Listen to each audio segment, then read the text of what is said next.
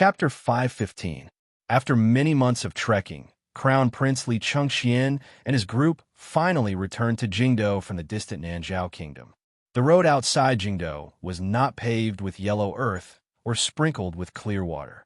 The green-black stone road smoothly stuck to the ground, welcoming the return of the heir apparent. The lush willows on either side of the road nodded slightly with a hot wind, indicating to the Crown Prince. Outside the city gates, welcoming the Crown Prince's return were the civil and military officials of the court, as well as the 3 princes who had stayed in the capital. After the greetings, the Crown Prince gently helped his 2 elder brothers and younger brother up. Holding hands and looking at each other, he gently spoke of the situation after they parted. The great prince looked at the Crown Prince with concern. After confirming that this difficult journey had not tortured his younger brother too much, he finally relaxed. Like everyone else, he was guessing why his father had given this task to the Crown Prince. However, his status was different from other people's. Additionally, his personality was indifferent, so he was not willing to think too deeply. In any case, what happened had nothing to do with him. It was fine as long as Chengxian was fine. The second prince, who had been silent in the manor for almost half a year, welcomed the Crown Prince's return with his trademark smile. However, there was something else in his smile that seeped into the Crown Prince's heart bit by bit. The Crown Prince smiled slightly at him and nodded his head. He didn't say anything. Li Chengxian held the third prince's hand and looked at the quiet and obedient face of the little boy beside him. He couldn't help but sigh in his heart. The situation had developed to this day, but his youngest brother had already faintly become his greatest opponent. It was truly difficult to understand. He suddenly thought of the new king of Nanzhao. He seemed to be about the same age as the third prince. His heart suddenly trembled. His hand holding the third prince's hand unconsciously loosened. However, before his index finger had completely curled up, he reacted and gently and seriously held the little hand again. The Crown Prince knew that his third brother was much smarter than the snot-nosed king of Nanzhao. Furthermore, his teacher was Fan Xian. However, the third prince's gaze as he looked at the Crown Prince appeared very calm. It far exceeded the calmness a child should have. Furthermore, there was not a trace of other emotions. A few of the dragon's sons stood outside the city gates, each with their own thoughts. The Crown Prince lowered his head slightly and looked at the lonely shadows in the sunlight. He thought with some sadness that it seemed that father and son killing each other was unavoidable. Did brothers also have to hack at each other? The Crown Prince entered the palace, bowed, replied to the letter, kowtowed to the emperor, and returned to the palace. All of the procedures were as normal and smooth as the Ministry of Rites and the 2 temples had stipulated. There was not a single problem. At least, no one noticed that the emperor and the Crown Prince's expressions were the slightest bit abnormal. However, people noticed that the emperor seemed to be a bit tired and did not keep the Crown Prince in Taiji Palace to talk. It was completely unlike the expression a son who had not seen for nearly half a year should have when he returned home. He allowed the Crown Prince to return to the Eastern Palace. Led by eunuch Yao, the Crown Prince arrived outside the Eastern Palace. He raised his head to look at the Eastern Palace that had been repaired and couldn't help but sigh in shock. That day, he had burned down this beautiful and magnificent palace. It had only been a few months, but it had been repaired to its original state. It looked like his father really didn't want to make the matter too sensational. He suddenly stilled and turned his head to ask eunuch Yao, "I want to go pay my respect to the Empress Dowager later. Is that possible?" Eunuch Yao paused. He was responsible for escorting the Crown Prince back to the Eastern Palace. Naturally, he reported to the emperor to secretly monitor him. He had to ensure that the Crown Prince could only return to the palace. This was a disguised form of house arrest. However, the Crown Prince had suddenly asked and used such a reason. Eunuch Yao could not say anything. He laughed bitterly and slowly lowered his body. In a slightly sharp voice, he said, "Your Highness has scared me. You are the master. You want to go see the Empress Dowager. Why are you asking me?" The Crown Prince smiled bitterly and didn't say anything. He pushed open the main doors of the Eastern Palace. As he entered, he unconsciously glanced in the direction of Guangxin Palace. He knew that his aunt had already been imprisoned in a side courtyard of the royal palace and was being guarded by the people of the Overwatch Council. The Guangxin Palace that he was familiar with and yearned for was already empty, but he still couldn't resist greedily glancing in that direction. To the side, Eunuch Yao carefully and inconspicuously watched the Crown Prince's expression. The Crown Prince acted as if he didn't exist and stared in that direction in a daze. He thought to himself, as people lived in this world, there were always so many demons. He didn't know who was possessed or who was crazy. He thought of the words his aunt had said, and his heart began to thump. Yes, people were crazy. The world was crazy. Everyone in the royal family had crazy genes. If he wanted to own the world, he had to be crazy to the end. Because of his craziness and self-control, he turned around again and smiled warmly at Eunuch Yao. He then closed the main doors of the Eastern Palace. Logically, the act of closing the doors should be done by serving girls and eunuchs. However, the number of eunuchs and serving girls in the Eastern Palace was far less than the number set by etiquette. A few months ago, hundreds of eunuchs and serving girls disappeared without reason. No one knew where they went. The Crown Prince knew they went underground. Although the Eastern Palace had been replenished with many eunuchs and serving girls, these newbies were clearly nervous. So many people had died in the royal palace. Naturally, it couldn't be hidden for long. However, no official dared to ask. For one, this was not something they should care about. For two, the officials were also afraid of death. Along the way, serving girls and eunuchs kowtowed in greeting, but no one dared to come forward to serve. The Crown Prince laughed self-mockingly and entered the main hall. Then he furrowed his brows and sniffed. He smelled a thick smell of alcohol. A thick, nauseating smell of alcohol floated in the most noble palace in the Qin kingdom. The light in the hall was dim. There were only a few tall lamps lit. Li Chengqian was startled and regained his sight. Only then did he see a familiar woman lying on the couch. To the side of the screen, a large leaf fan produced by the palace treasury was being waved. It fanned a light breeze and dispersed the suffocating smell in the hall. The woman wore a luxurious palace dress, but the decorations were terrible. Her hair was a bit unkempt. She held a wine jug in her hand and was currently pouring wine into her mouth. Between her brows was a haggard and hopeless expression. The person holding the large leaf fan was a young eunuch whose appearance could not be seen clearly. Li Chengqian furrowed his brows in disgust. Shortly after, he sighed. A glimmer of gentleness and pity rose in his eyes as he walked forward. He knew why his mother had become like this. He also loathed how she usually pretended to be mysterious. Once the truth was revealed, she would panic beyond belief. However, she was, after all, his mother. "Mother, I'm back." The half-drunk empress was startled.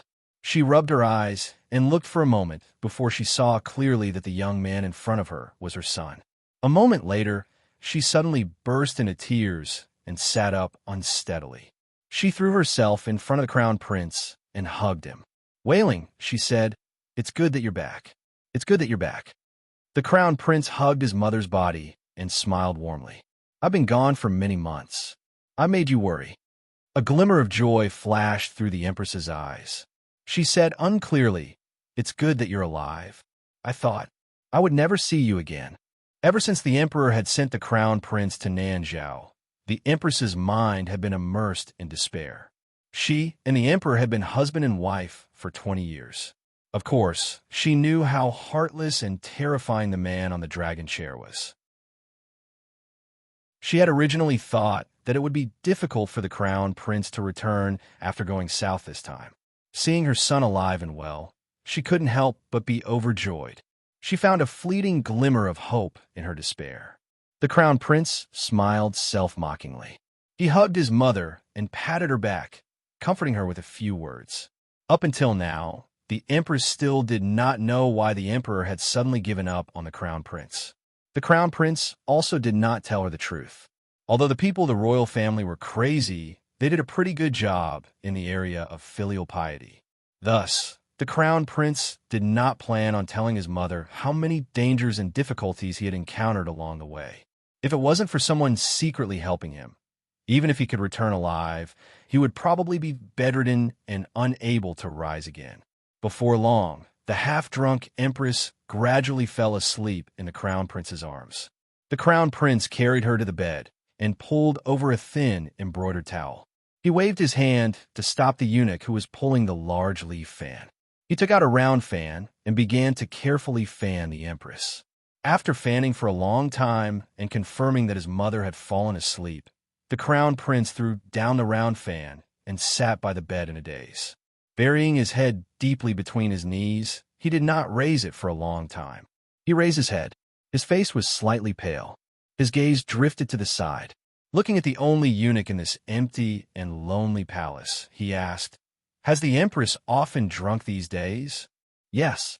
The young eunuch walked out of the shadows and knelt down respectfully. Looking at the eunuch's raised face, the crown prince was shocked. He immediately furrowed his brows and said with slight mockery, "There are over 100 people in the Eastern Palace. Now, only you are still alive." The eunuch was none other than the original head eunuch of the Eastern Palace, Hongzhu. A glimmer of guilt rose to Hongzhu's face. He lowered his head and didn't say anything. Up to this point, all of the servants in the Eastern Palace had been silenced by the emperor's edict. Only he was alive. This already explained all of the truth. Although Hongzhu had never told the emperor, he had told Fan Xian. All of this seemed to have started because of this, so the guilt on Hongzhu's face was not fake. During his days in the Eastern Palace, the empress and the crown prince had both treated him well, particularly the empress who had been especially warm to him. These days, he had been following the emperor's strict orders to secretly serve and monitor the empress. Seeing how the mother of the nation had gone from disappointment to despair, using alcohol day and night to numb herself, he couldn't help but feel a glimmer of pity in his heart. The crown prince looked at him calmly and suddenly smiled unhappily. He said to himself, "At the beginning, I thought you had offended Fan Xian, which was why father had sent you here. So, I had forgotten. In the end, you are someone from the royal study. Then, is the enmity between you and the Duke of Dombor real?" "It is real." Hongzhu lowered his head and replied. "However, I am a citizen of the Qin kingdom. Naturally, I will follow the emperor's orders." For some reason, the crown prince suddenly flew into a rage. Casually grabbing something beside him, he threw it over and cursed loudly. "You eunuch, how dare you call yourself a citizen?" The thing he threw out was the round fan he had fanned the empress with earlier. It floated lightly and didn't hit Hongzhu. Instead, it floated down beside Hongzhu and landed on the lapel of the eunuch's robes. The crown prince was afraid of waking up the empress and calmed his breathing with great difficulty. He looked at Hongzhu with a hateful gaze. "It looks like the emperor truly likes you. Knowing such a major matter, he still left you with your dog life." Hongzhu kowtowed twice and asked with some confusion, "Your Highness, what is it?" The crown prince came to his senses and was silent for a moment.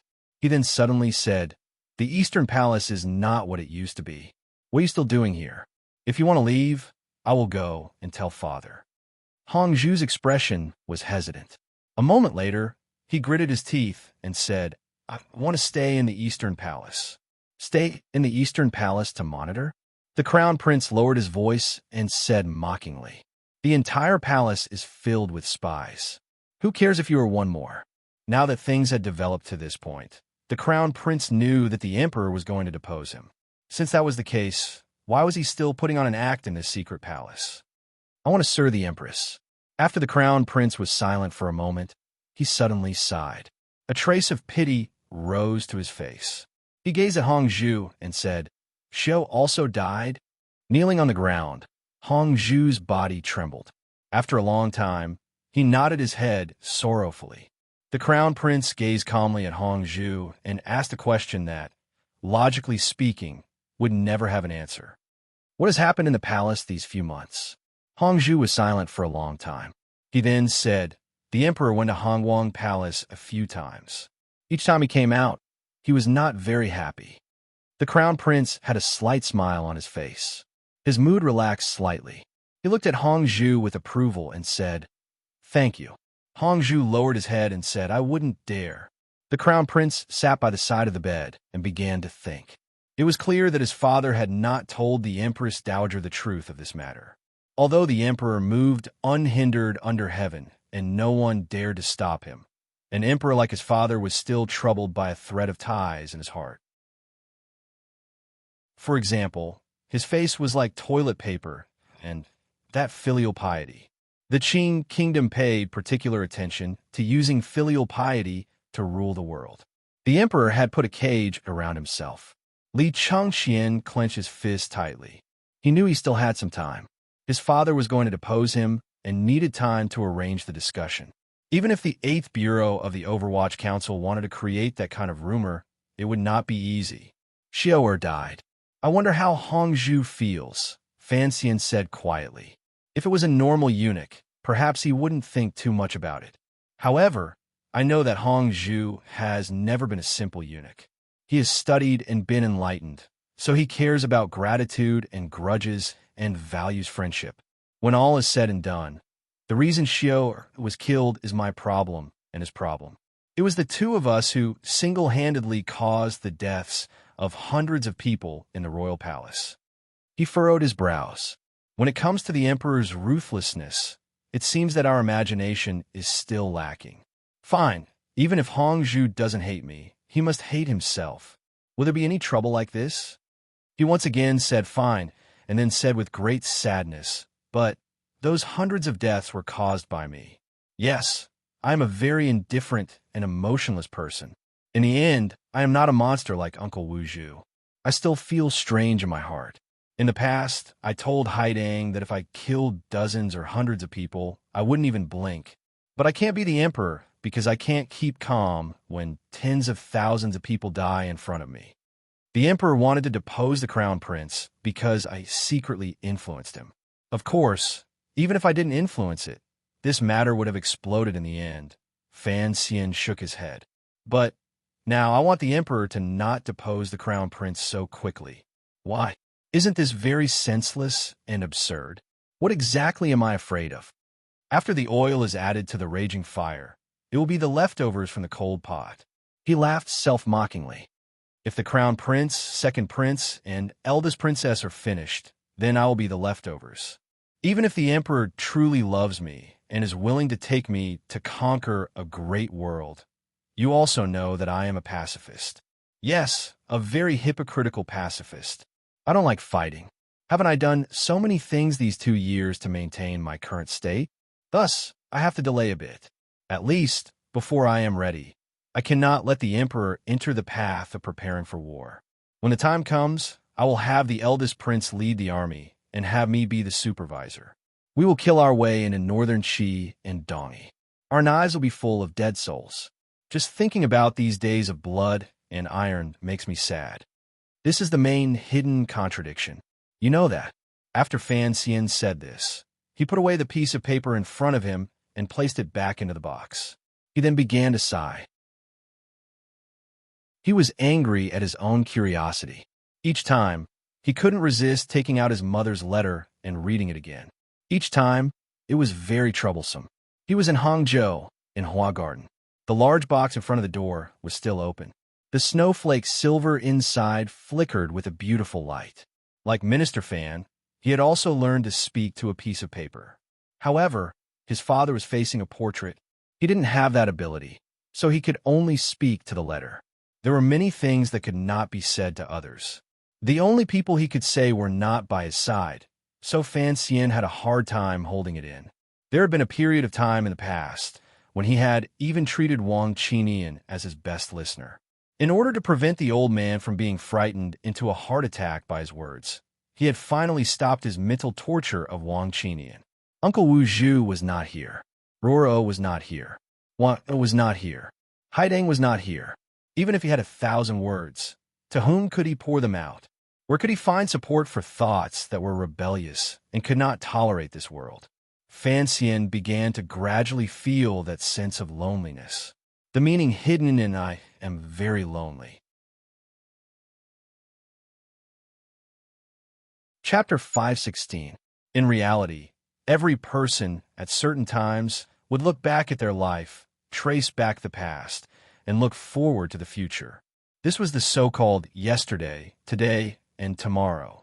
However, under normal circumstances, this kind of work was often only begun after people had grown tired of life or after they had reached a certain goal. The most common model was an old man fishing beside the Wei River while sighing about how life was like the flowing water under one's feet, flowing east and never returning. Fan Xian was not Ku He. He did not have the hobby of fishing, and he was still young. However, his life had one more repetition than anyone else in this world. Calculating carefully, he should be a middle-aged man in his 30s, about to know his destiny. However, he was forced to stay in a beautiful, fragrant bag. The word forced was a bit pretentious, so let's not talk about it for now. However, he would still carry out some reflection. It was not holding a beautiful woman and lamenting that he did not work hard for the good and just cause of humanity. Rather, he was searching for clarity in a kind of chaos, trying to find his determination and clear goal again. The present was a bit muddled. After being reborn, he had always been a person with a firm goal. On the cliff, he had once made 3 great wishes to Uncle Wu Zhu with the 3 representatives as the foundation. Up to now, the 3 great wishes had basically been fulfilled. However, there were few people who were as lustful as Fan Xian. The number of women by his side had never increased. The foundation of the 3 great wishes was to continue living. For the sake of this goal, he had always worked hard, tough, and cold-blooded. Furthermore, the hidden skill or additional attribute of the 3 great wishes was the life ideal he had spoken of to Minister Fan, a powerful official. Presently, in the Qing Kingdom and under heaven, Fan Xian could truly be called a powerful official. Wherever he went, no one disrespected him and no one did not fear him. However, it was truly like this. In the end, the young man who knew his destiny still became muddled. Was this really the life he wanted? He was walking alone on the road from Hua Garden to the Jiangnan governor's mansion. I seem to have written a wrong place yesterday, sorry. He lowered his head like a philosopher, but a few tiger guards followed behind him. There were also many Overwatch Council secret agents protecting him from the shadows on both sides of the street. Sir Fan Jr., Duke, Imperial Envoy, Commissioner. A string of names full of passion, flattery, and slight fear rang out from beside him. Fan Xian was startled and raised his head in astonishment. He found that he had already walked into the Jiangnan governor's manor. The officials of Jiangnan were standing on either side of him, looking at him with gazes full of affection and unspeakable passion and gentleness. It was as if the entire yamen, with his arrival, had suddenly been filled with countless fine horses that had eaten bad fodder, farting thunderously. Fan Xian unconsciously scratched his head, not minding that this action had lost some of his official prestige. He laughed self-mockingly, driving away all the metaphysical things that had surrounded his mind earlier.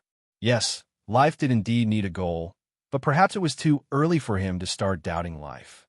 Newton didn't become a real swindler until he was old, while Xiao Ai spent the latter half of her life gnashing her teeth at the Unification Army. However, these 2 people were, after all, back to the basics. Who was she? In the end, he was still a commoner.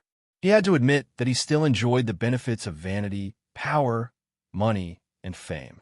As Fan Xian greeted the officials amiably, he walked toward the study of the governor's manor.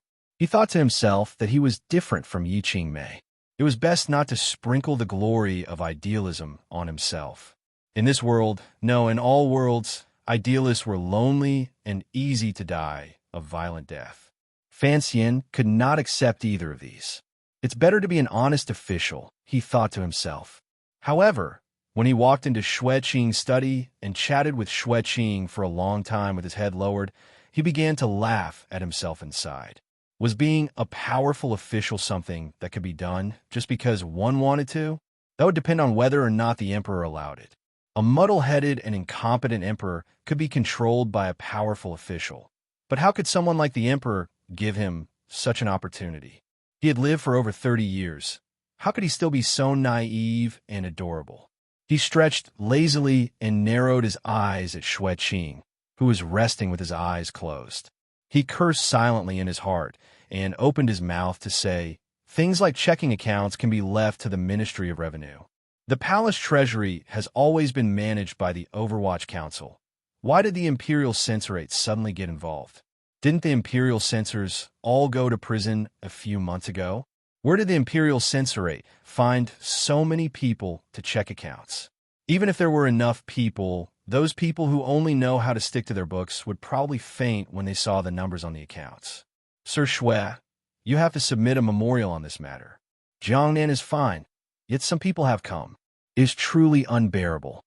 Xueqing smiled and cursed silently in his heart. "The Ministry of Revenue was opened by your old man, the Overwatch Council was managed by you, and the palace treasury was sat on by you. What was there to check?" Jingdo had long had objections to this matter. Now, the Hall of Governmental Affairs had come up with a new idea. They were afraid that you would steal everything from the palace treasury and sell it. However, Fan Xian had been in Jiangnan for a year and a half and worked well with Xueqing. The two of them had a tacit understanding. Who knew how much Xueqing had profited from him? These words could not be said clearly. After thinking for a bit, he said, "It's not impossible to have someone come to check, but you have a long-standing grudge with the Imperial Censorate.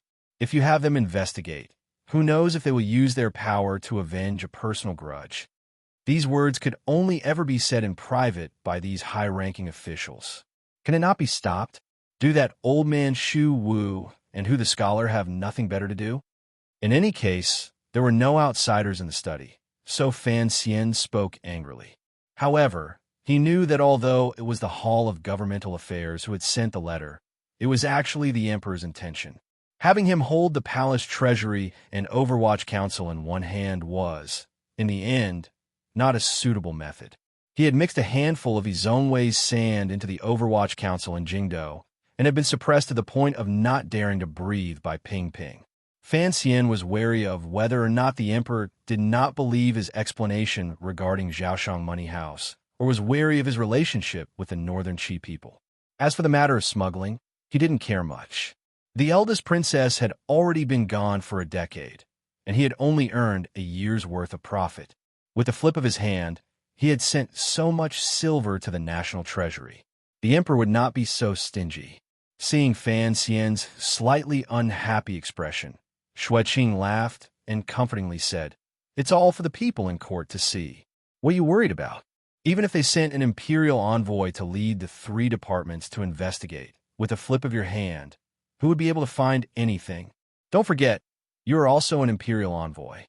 Xueqing flipped his hand and took advantage of the situation to grab the cup of tea on the table and take a sip. Fan Xian stared at his steady hand, and a thought flashed through his mind. Xueqing knew a little about the smuggling matter, but he didn't know the inside story, which was why he appeared so calm. If he knew that Fan Xian was secretly damaging the interests of the Qin kingdom, this old man would probably throw this cup of tea to the ground in shock. He was just about to pour some more oil and add to the fire when he unexpectedly saw Xueqing put down the teacup and change his expression to one of seriousness. When interacting in officialdom, particularly between a local emperor like Xueqing and a prince like Fan Xian, they would talk about important matters in a joking manner. This was to prevent them from feeling too estranged from each other and having an undesirable tendency towards coldness. Thus, it was the first time Fan Xian had seen Xueqing's serious expression. He couldn't help but furrow his brows. Xueqing was silent for a long time.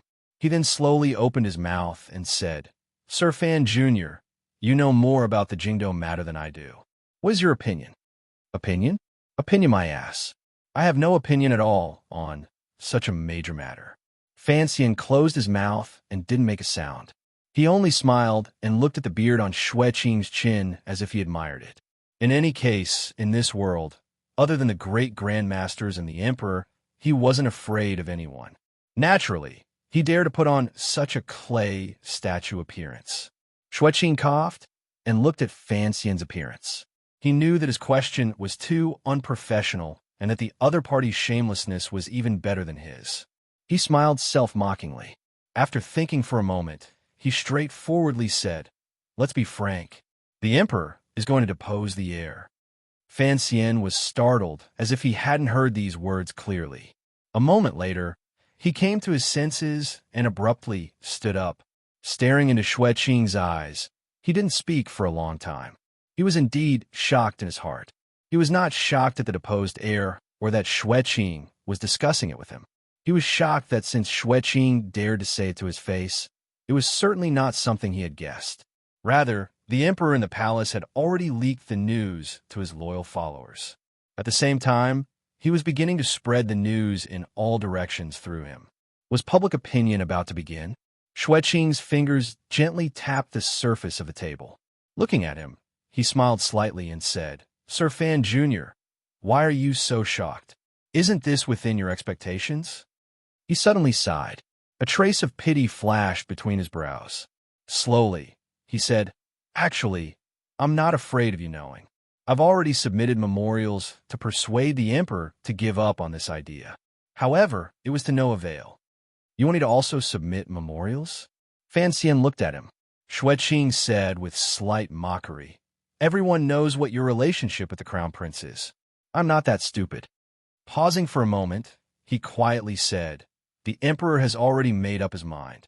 As officials, we can only act according to the rules." Speaking of this, Xue Qing paused again. It seemed that he was also very confused. The crown prince had clearly grown up these 2 years. He was sincere and had improved in all areas. Why did the emperor suddenly want to depose the heir? However, he faintly guessed that something must have happened within the royal family. In front of Fan Xian, the illegitimate son of the royal family, he would not voice his doubts. Fan Xian thought for a moment and then asked, "How many people know of this matter?" "In Jiangnan, of course, only you and I know," Xue Qing said. "However, I believe that the governors of the 7 roads have all received the emperor's secret edict. It all depends on when everyone will submit the edict." Fan Xian laughed coldly in his heart. The emperor was truly ruthless, even to the point of being muddle-headed. The crown prince's performance this year had been excellent. Not only did he not make any mistakes on his trip to Nanzhao, he had also won the praise of everyone in court. Presumably, if the emperor wanted to depose the heir, it would be too difficult to find an excuse. However, although the words of the 7 roads governors had great power, they were, after all, officials. Who would lead them to do such a thing? Even if it was the emperor's secret edict, the 7 governors were not idiots. Presumably, they would not believe that they would have any good ending if they participated in the battle for the throne. Xue Qing seemed to see what he was thinking and slowly said, "Presumably, I'm the first official to submit a memorial to admonish the emperor for deposing the heir." Fan Xian calmly gazed into Xue Qing's eyes. He knew that this person was loyal to the emperor, but he had not thought that he would be loyal to such a degree. The reason? He furrowed his brows and reminded the other party. Xue Qing smiled slightly and looked at Fan Xian. "This is the reason I invited you here today. The emperor's meaning is clear. The 8th bureau should be moving." Fan Xian had already returned to his chair. He tilted his head slightly and was lost in thought. To depose the heir, he had to use the 8th bureau of the Overwatch Council to start. Back in the day, many of the Crown Prince's weaknesses had fallen into the hands of the Internal Court and Overwatch Council. Additionally, there was the Jiangnan Ming family lawsuit regarding the battle for the legitimate eldest son's right to inheritance. No matter how one looked at this matter, if the emperor wanted to depose the crown prince, he should be the lackey. His expression was calm. It was impossible to see the agitation in his heart. A moment later, he said, "The places are places, and Jingdo is Jingdo. If it is just these actions, the backlash from the court will be great. The scholars of the Hall of Governmental Affairs will not watch as the crown prince is deposed for no reason." What he said was the truth. The civil officials wholeheartedly worked for the Qing kingdom and sought stability. Regarding the emperor's seemingly absurd action, they would strongly oppose it. Who knew how many more strikes of the cane would ring out in court? In particular, the Overwatch Council cannot appear, Fan Xian said with his head lowered. Fan Xian lowered his head and said, "It is not convenient for me to appear. The Overwatch Council is a secret agency. I have never been on good terms with the Crown Prince. If some words come out of my mouth, it will only have the opposite effect. Your words are reasonable. I will report to the emperor, Xueqing said, after thinking for a bit. Xueqing thought about it, and then said, "There is something His Majesty wants me to tell you.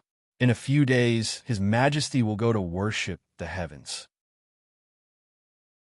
Fan Xian was surprised again. He furrowed his brows for a long time before he slowly understood. Although the way of ghosts and gods could not prevail in the Qin kingdom and was not as deeply rooted in the hearts of the people as northern Qi's Tianyi Dao, they still had great respect for the illusory temple. If the emperor could actually create some heavenly revelation, with public opinion attacking the crown prince first, the governors of the 7 roads sending him memorials, and then finding some officials to accuse the crown prince of being immoral and unfit to inherit the country. In the end, the emperor was put in a difficult position. He personally went to worship heaven in the temple and accepted heaven's order to depose the heir. What an absurd play, what a senseless trick. Fan Xian shook his head and asked, "When?"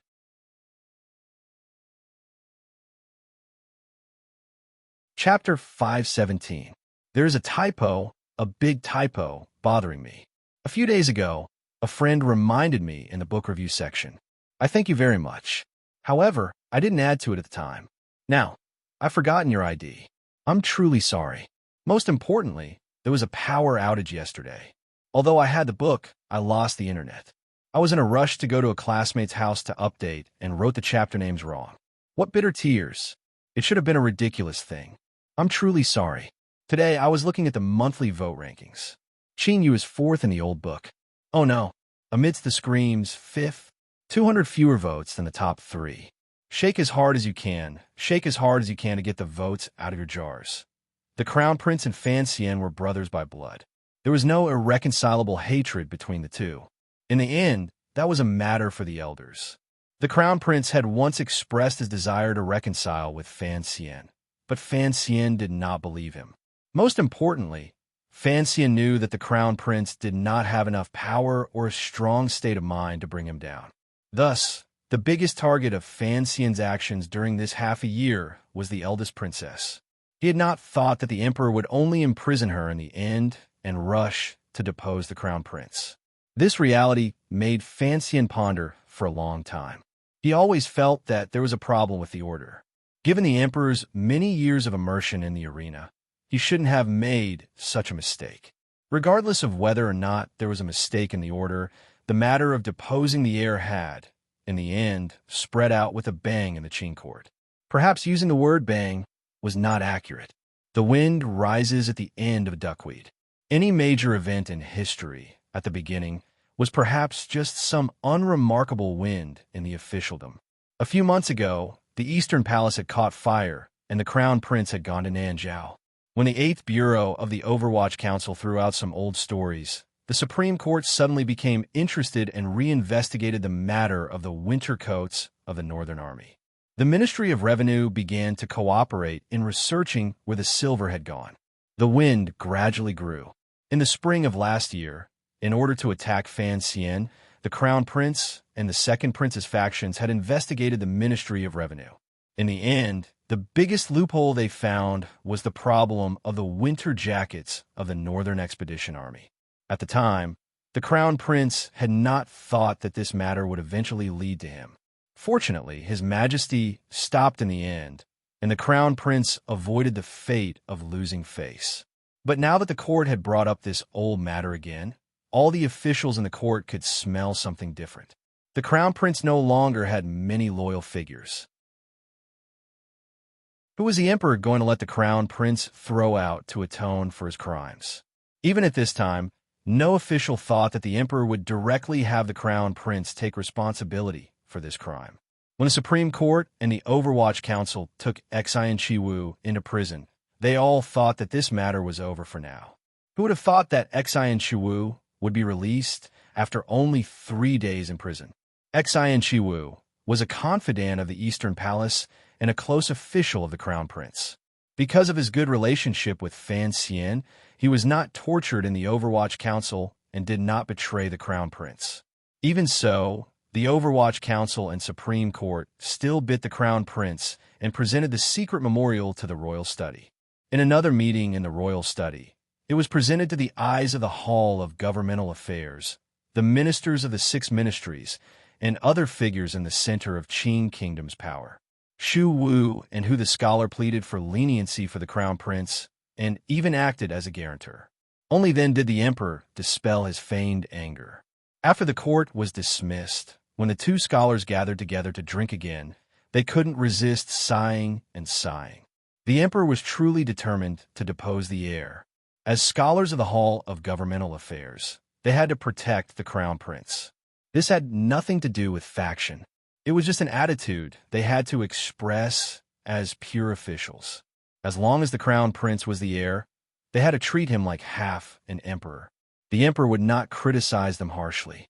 Most importantly, the officials in court, represented by Hu and Shu, all thought that the Crown Prince may have been preposterous and muddle-headed in the past, but he had improved a great deal these 2 years. In order to prevent the court from being shaken by the fight for royal power, and in order to prevent Fan Xian, far away in Jiangnan, from participating in these matters, they truly hoped that the emperor would be able to calm his heart and set the Qing Kingdom's distant future. No matter how one looked at it, the present Crown Prince was the best choice for Qing Kingdom. It not only prevented internal friction in Qing Kingdom, but also prevented the Overwatch Council, the young man's domination. The Qing Emperor was not an incapable ruler.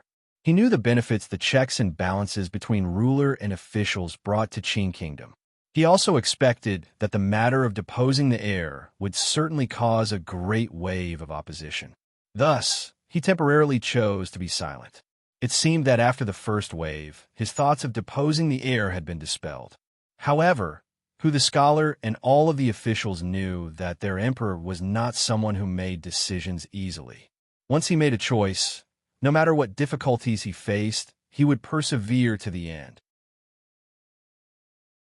As expected, a few days later, the governor of Jiangnan Road, Sir Xueqing's memorial, was delivered to the palace. It was read in court. Every word and sentence was directed at the Eastern Palace. Everyone knew the hidden meaning. Shu Wu flew into a rage. Although he knew that this situation could not be reversed, he still stepped out of line and loudly cursed Xueqing for having a disloyal heart and spouting nonsense. The emperor pitied Shu Wu's old and weak body and ordered him to return to his manor to rest for 3 months. He did not punish him at all. The other 6 governors' memorials arrived. Their tones were either heavy or light, overt or covert, but they all subtly expressed their attitudes. The situation was gradually becoming clear. The emperor wanted to depose the heir. The governors of the 7 roads were forced by the emperor's might to submit memorials in response. Only the officials in court were caught in the middle. Even if they wanted to object, they felt the sky above them was covering them and the thorns below them were rising. They felt uncomfortable all over. Although Shu had been invited back to his manor, the Hall of Governmental Affairs continued to perform the righteous role that the Qing Emperor allowed them to perform. The courageous officials in court chose their words carefully and expressed their opposition. The timid maintained their silence.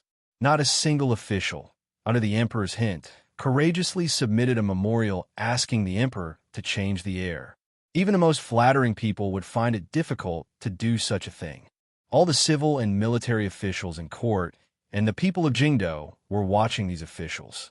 The Crown Prince had not made any major mistakes, yet he was going to be deposed. It was truly inexcusable and would be impossible to explain in the history books in the future. After the court conference adjourned, a few representatives of the civil officials came to the Shu manor and carefully asked for Shu the scholar's opinion. In any case, the emperor knew about these things, so they were not afraid of someone reporting that they had formed a clique. Shu was wearing a cloth robe. After a long silence, he smiled and said, "All things in the world have to pay attention to a reason, particularly the matter of the heir to the throne. It involves the will of heaven and the people. If it does not make sense, then it cannot be served." Fan Xian once said, "The worries of the world come first, and the joys of the world come later." This is a national matter, not a family matter of the emperor. As an official, I have to help the emperor solve his worries and remove the worries of the Qing kingdom.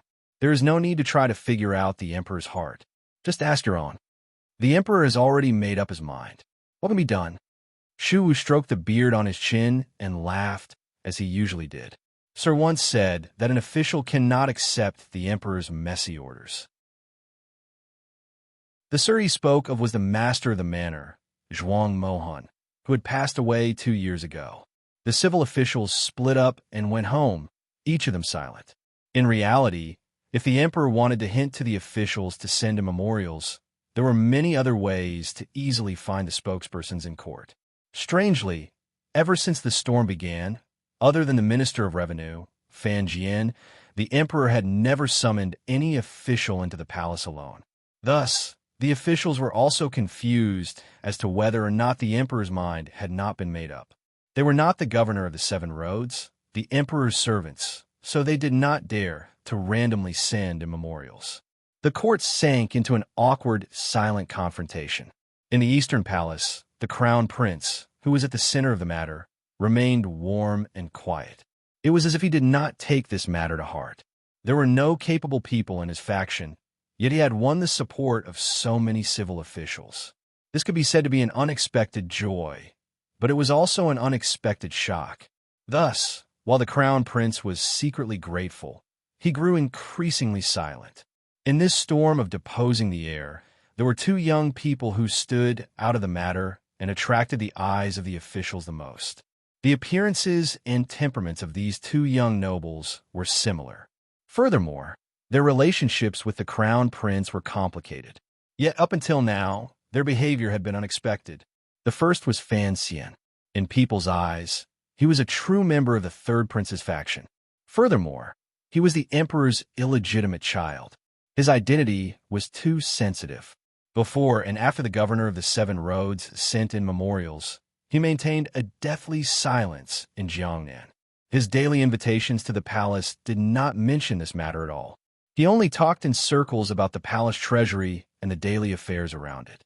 Although the Overwatch Council had investigated the Eastern Palace from the Ministry of Revenue, it was clear that their investigation was not as strong as the officials had imagined. Everyone could see clearly that the Overwatch Council's actions in Jingdo had nothing to do with Fan Xian. Thus, people suddenly thought of something.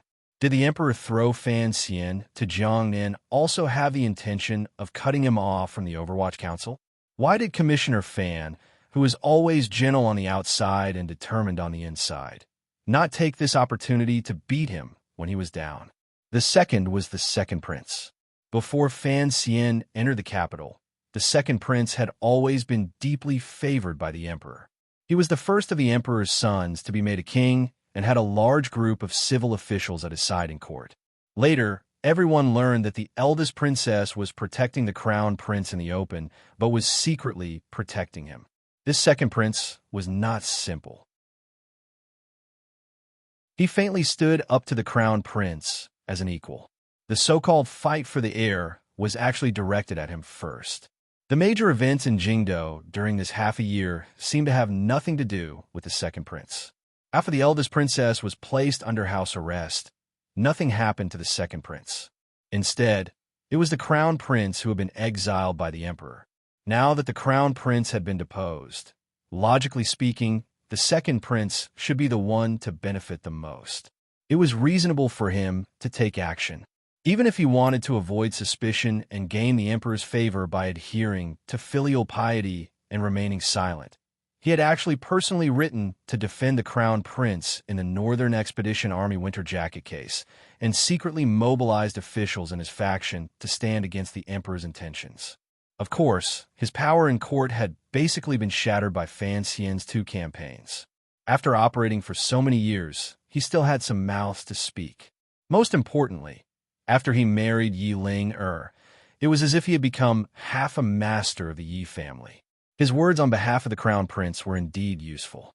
The crown prince's 2 brothers, 2 of his greatest enemies, used different methods to express their support during the crown prince's most dangerous time. This was truly a wondrous, wonderful, and mysterious situation. Presumably, the Qing emperor's emotions at this time were very complicated. Before the matter of deposing the heir had reached its climax, a climax had already occurred on one of the three most dangerous borders in the world. It shocked the already anxious Qing officials into excitement. The three most dangerous borders were the border between northern Qi and the northern Man, the border between the Qing kingdom and Shihu, and the border between the Qing kingdom and northern Qi. In the extreme north, there had been 3 consecutive years of snowstorms. The frozen northern Man cattle and horses died. They had no choice but to move around the sky. After tens of thousands of li of bitter battle, they finally circled around from the north of northern Qi to the west of the Qing kingdom. However, they paid the tragic price of 70 to 80% of their entire population. This was a major event in history. For the present world, it had a far-reaching effect. First of all, the northern Qi people no longer had to worry about the tall and barbarians behind them. They could finally free up a hand to deal with the Qing people in the south. That hand was the famous General Shang Shanhu. After Shihu used 2 years to digest the northern Man who came to join them, their strength suddenly increased. Although there were not many northern Man survivors, those who could endure tens of thousands of li of travel without food or medicine were all elite young men and women picked out from thousands of li. The Qing kingdom was attacked from both front and back. The pressure increased dramatically. Only then did the Dingzhou Yi family send emergency reinforcements to the western front. King Jing's heir, Li Hongqiang, was playing hide-and-seek with the Hu people in the west. In the north, Yin Xiaoyi had also returned to camp early. He used his powerful military power to suppress Shang Shanhu's strategy and the northern Qi people's bad ideas. The climax of the border this time erupted on the northern front, between the northern governor Yin Xiaoyi and the famous General Shang Shanhu. When Shang Shanhu led the army back and gave Yin Xiaoyi time to think and prepare, Yin Xiaoyi did not even think about his path of retreat in the Qing kingdom or prepare to receive the Qing emperor's arrest. He directly led the army north. With 20,000 elite soldiers, he followed Sangzhou and Yinjing and attacked the northern camp. There was never too much deception in war. The power of the army was like a hurricane. Yin Xiaoyi carried out this principle perfectly. Without asking the Bureau of Military Affairs or waiting for the Qing emperor's edict, he personally led the army and attacked. Shang Shanhu, who had always calculated everything on the battlefield, clearly did not expect that Yin Xiaoyi would still have the mind to send out troops to attack when he could not even protect himself. The northern Qi army was slowly retreating 50 li. Before they could set up camp, they were suddenly attacked in the night and suffered heavy losses. The Qing kingdom army had only paid with 5,000 lives. It was a great victory in Sangzhou. In people's impression, this seemed to be the first time Shang Shanhu had lost a battle. When the news got back to Jingdou, regardless of whether it was Xu the scholar, who had been ordered to rest, or the common people selling alcohol on the streets, they all became excited. The desire to fight and the passion to expand the borders buried deep in the Qing people's blood was stirred to its peak by this shameless, great victory. The black cloud that had been floating above Jingdou did not seem so piercing. Everyone thought that with such great news, the emperor would not continue to persist in his absurdity and do things contrary to people's emotions. It was truly not a good choice. Following the arrival of the battle report was the northern Qi emperor's letter. In the letter, the northern Qi emperor cursed angrily, saying that the two countries were on good terms, yet they were so shameless.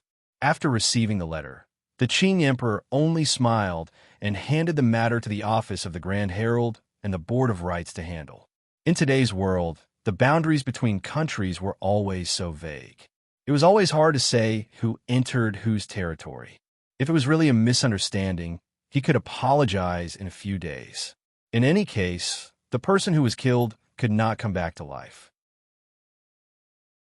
The emperor smiled slightly at Eunuch Hong beside him and said, "Yin Xiaoyi is not bad. He knows to use the correct method to explain to me the meaning of his existence." Yes, people who had no meaning of existence should not continue to exist. For example, the crown prince. Thus, The Supreme Court continued to interrogate the Winter Jacket case. The Overwatch Council continued to dig up all of the Crown Prince's wrongdoings. The most shameless was the Eighth Bureau. It seemed that they were preparing to write a memoir of the Crown Prince's teasing of serving girls as a child.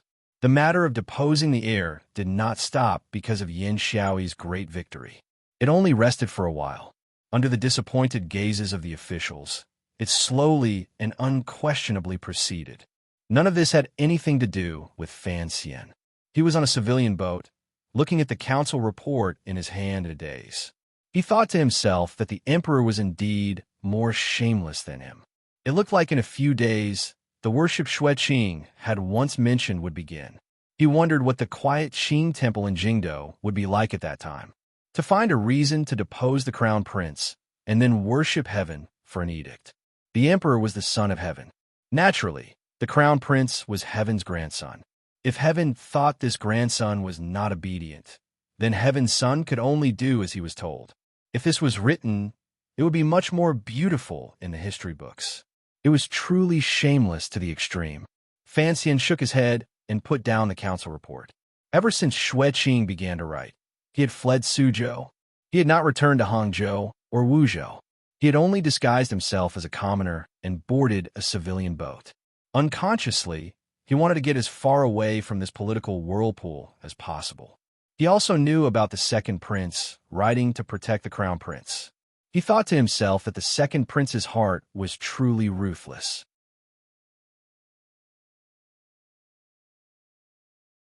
Chapter 518. There are still 80 votes from the top 3. Everyone, good luck. I also do my best. It seems to be reaching the climax. I'm a bit panicked. Fan Xian was not running. He was running away. In any case, he was walking away from Jiangnan, Jingdou, and the heart of the political storm in the Qing kingdom. He knew that no matter how the situation in Jingdou developed, the emperor had already made up his mind. No one could stop the matter of deposing the heir. Since it was so, any further action he took would be superfluous. Furthermore, he was worried that when the emperor prayed to heaven, he would drag him back to Jingdou and place him in front of him as a human shield. The crown prince had been deposed. There would certainly be a lot of turbulence in the court. No matter how Fan Xian calculated, the emperor would certainly have him carry out a clash with those turbulence and restabilize the balance of the court. During this period of time, his mood had always been low. Just as mentioned earlier, questions concerning life always floated back and forth in his mind. He did not have the energy to pay attention to these things. He knew that at a time like this, the further he ran, the smarter he was. Furthermore, each time he thought of the Qing emperor making such a decision in that beautiful and lonely Qing temple, Fan Xian felt strange and uncomfortable in his heart. That temple was where he and Lin Wanner had first met. It was where he and his wife had pledged their love. Now, it had become a place to fight for power. It was very annoying. Thus, he chose to stay far away. Wen Yin Xiaoyi led tens of thousands of elite soldiers straight toward the north camp to carry out a night attack. Fan Xian also boarded a large ship on a slightly stuffy night and headed straight from Hangzhou to the sea. He planned to circle around the rising and falling coastline of the Qing kingdom's east and carry out a peaceful journey.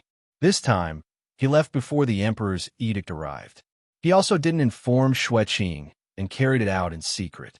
Fan Xian did not want to participate in this matter again, so he ran with great determination.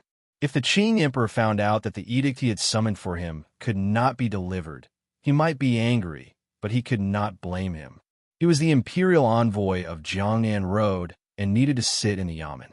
The only place he needed to sit in the yamen was in the palace treasury. His trip in disguise this time was in the name of inspecting the palace treasury's eastern road. However, his destination was Danzhou. He had 2 goals in returning to Danzhou. One was to see his grandmother. The housekeeper in the Danzhou manor had sent a letter saying that his grandmother's health had not been well recently. This made him very worried. Secondly, he wanted to ask for her opinion on the complicated situation in the Qing kingdom and the world. Ever since he was a child, he had grown up beside his grandmother in Danzhou and received her teachings.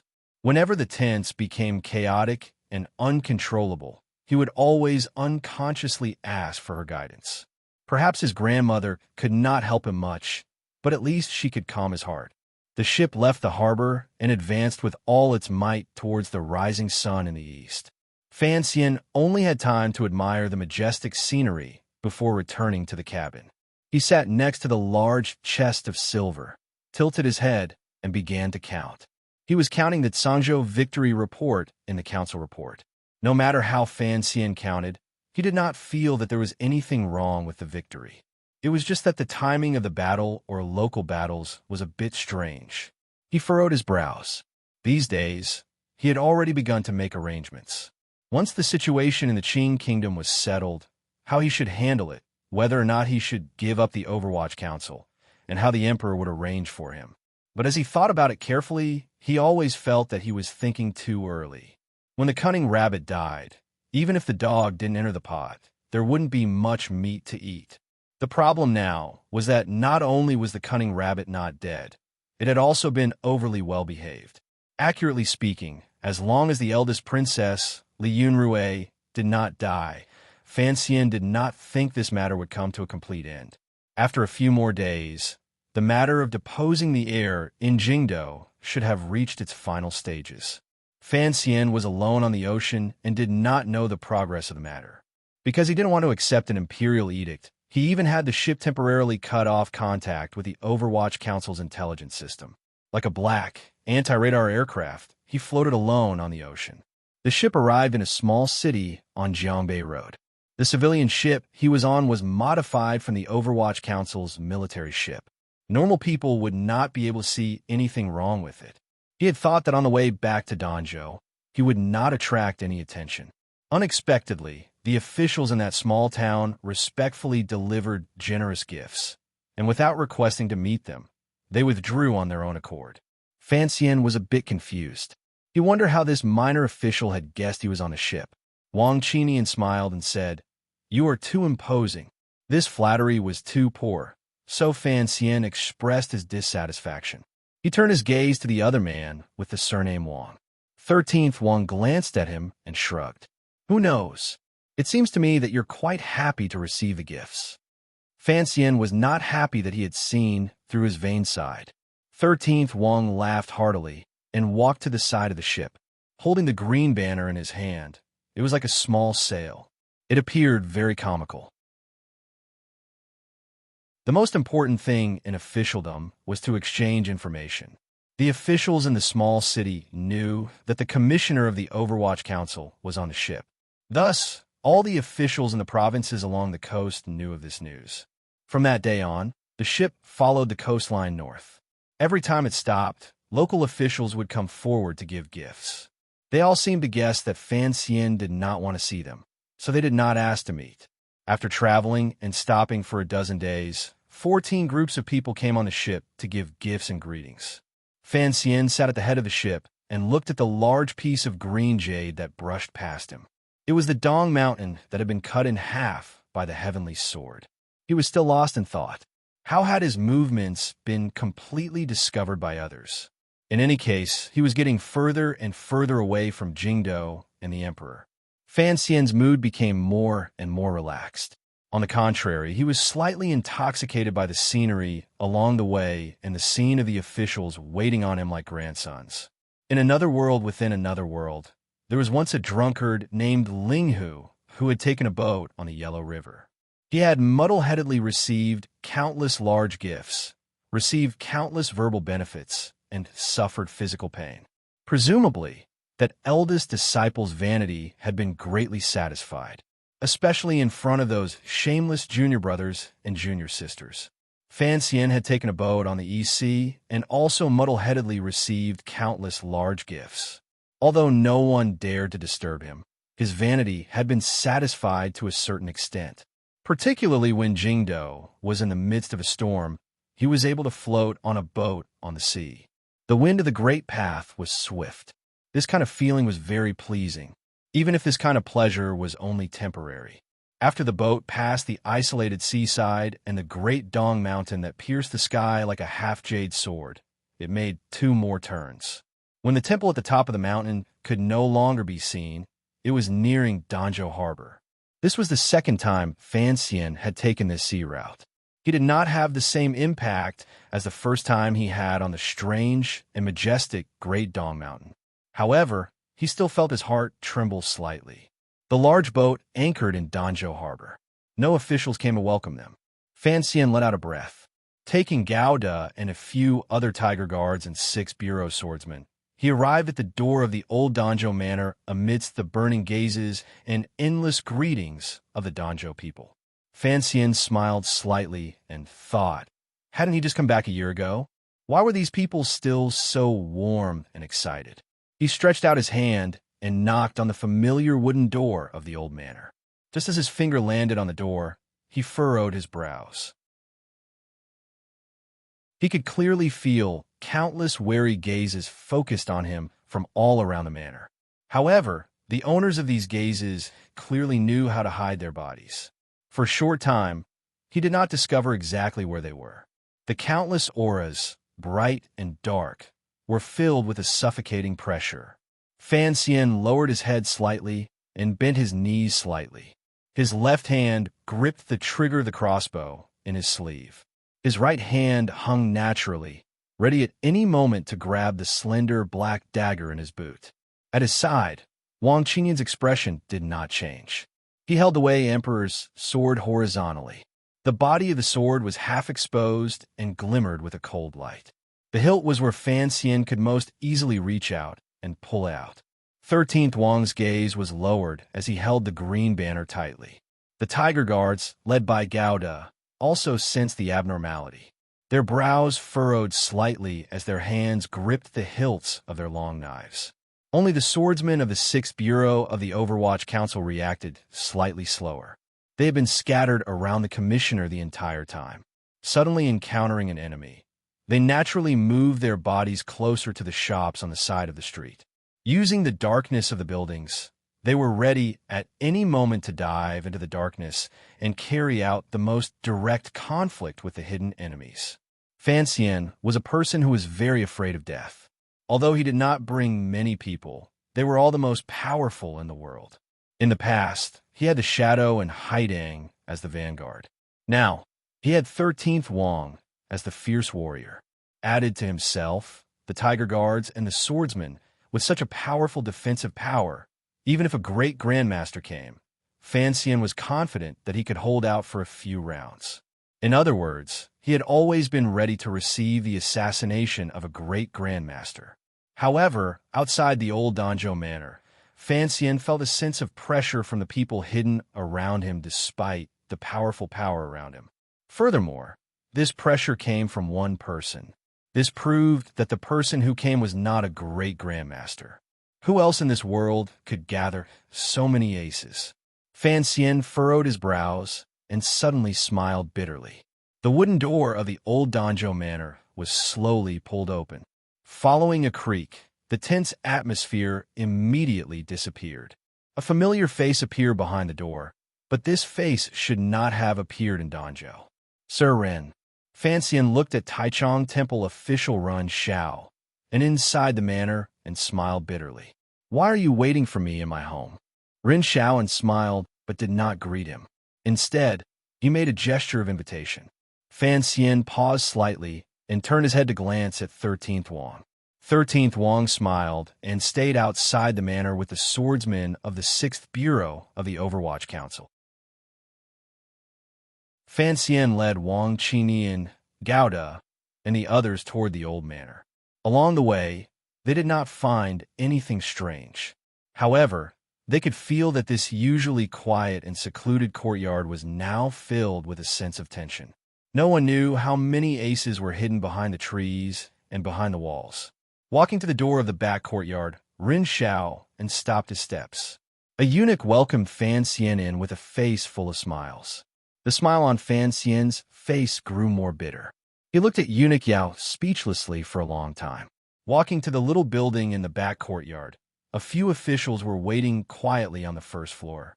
Seeing Fan Xian enter, they all rose and bowed. Fan Xian returned each of their greetings. He recognized the Minister of the Board of Rites and the Imperial Astronomer. Eunuch Yao walked him to the first floor.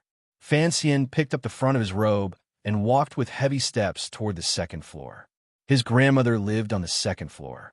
Lifting the beaded curtain outside the second floor, Fan Xian walked steadily in. Looking at his sickly grandmother on the couch, a glimmer of heartache flashed across his face.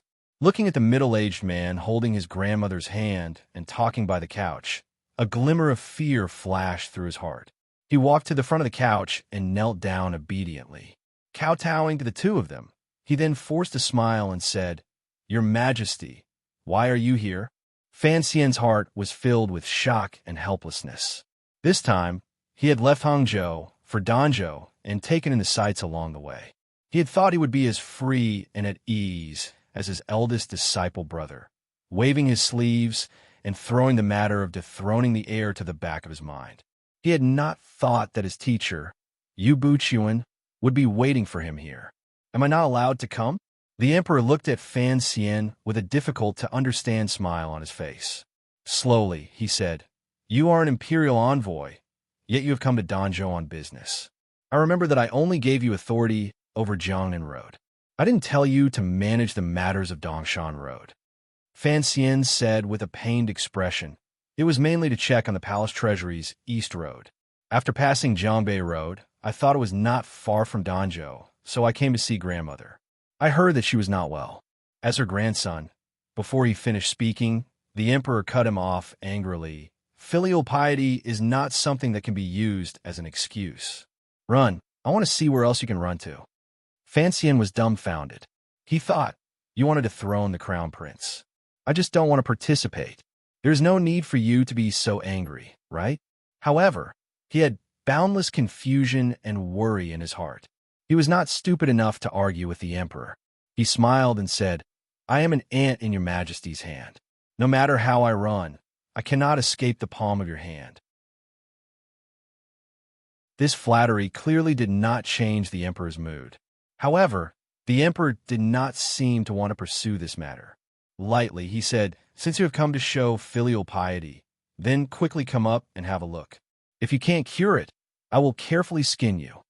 After saying this, the emperor stood and quietly said by the old woman's ear, "Mother, rest well. I will come see you again tonight." Then, he walked out of the room on the second floor, leaving behind a confused Fan Xian. Fan Xian rubbed his legs and stood up. He sat down by his grandmother's side and placed his finger on her pulse. A moment later, his body softened and a streak of cold sweat appeared on his back. The old woman smiled slightly and said, "You monkey, aren't you afraid of scaring me like this? My body is fine. You should be afraid of something else." Fan Xian felt guilty and speechless. He was indeed afraid of something else. The emperor had come to Danzhou without anyone knowing. Wasn't Jingdou an empty palace? At the crucial moment of dethroning the crown prince, why did the emperor dare to leave Jingdou?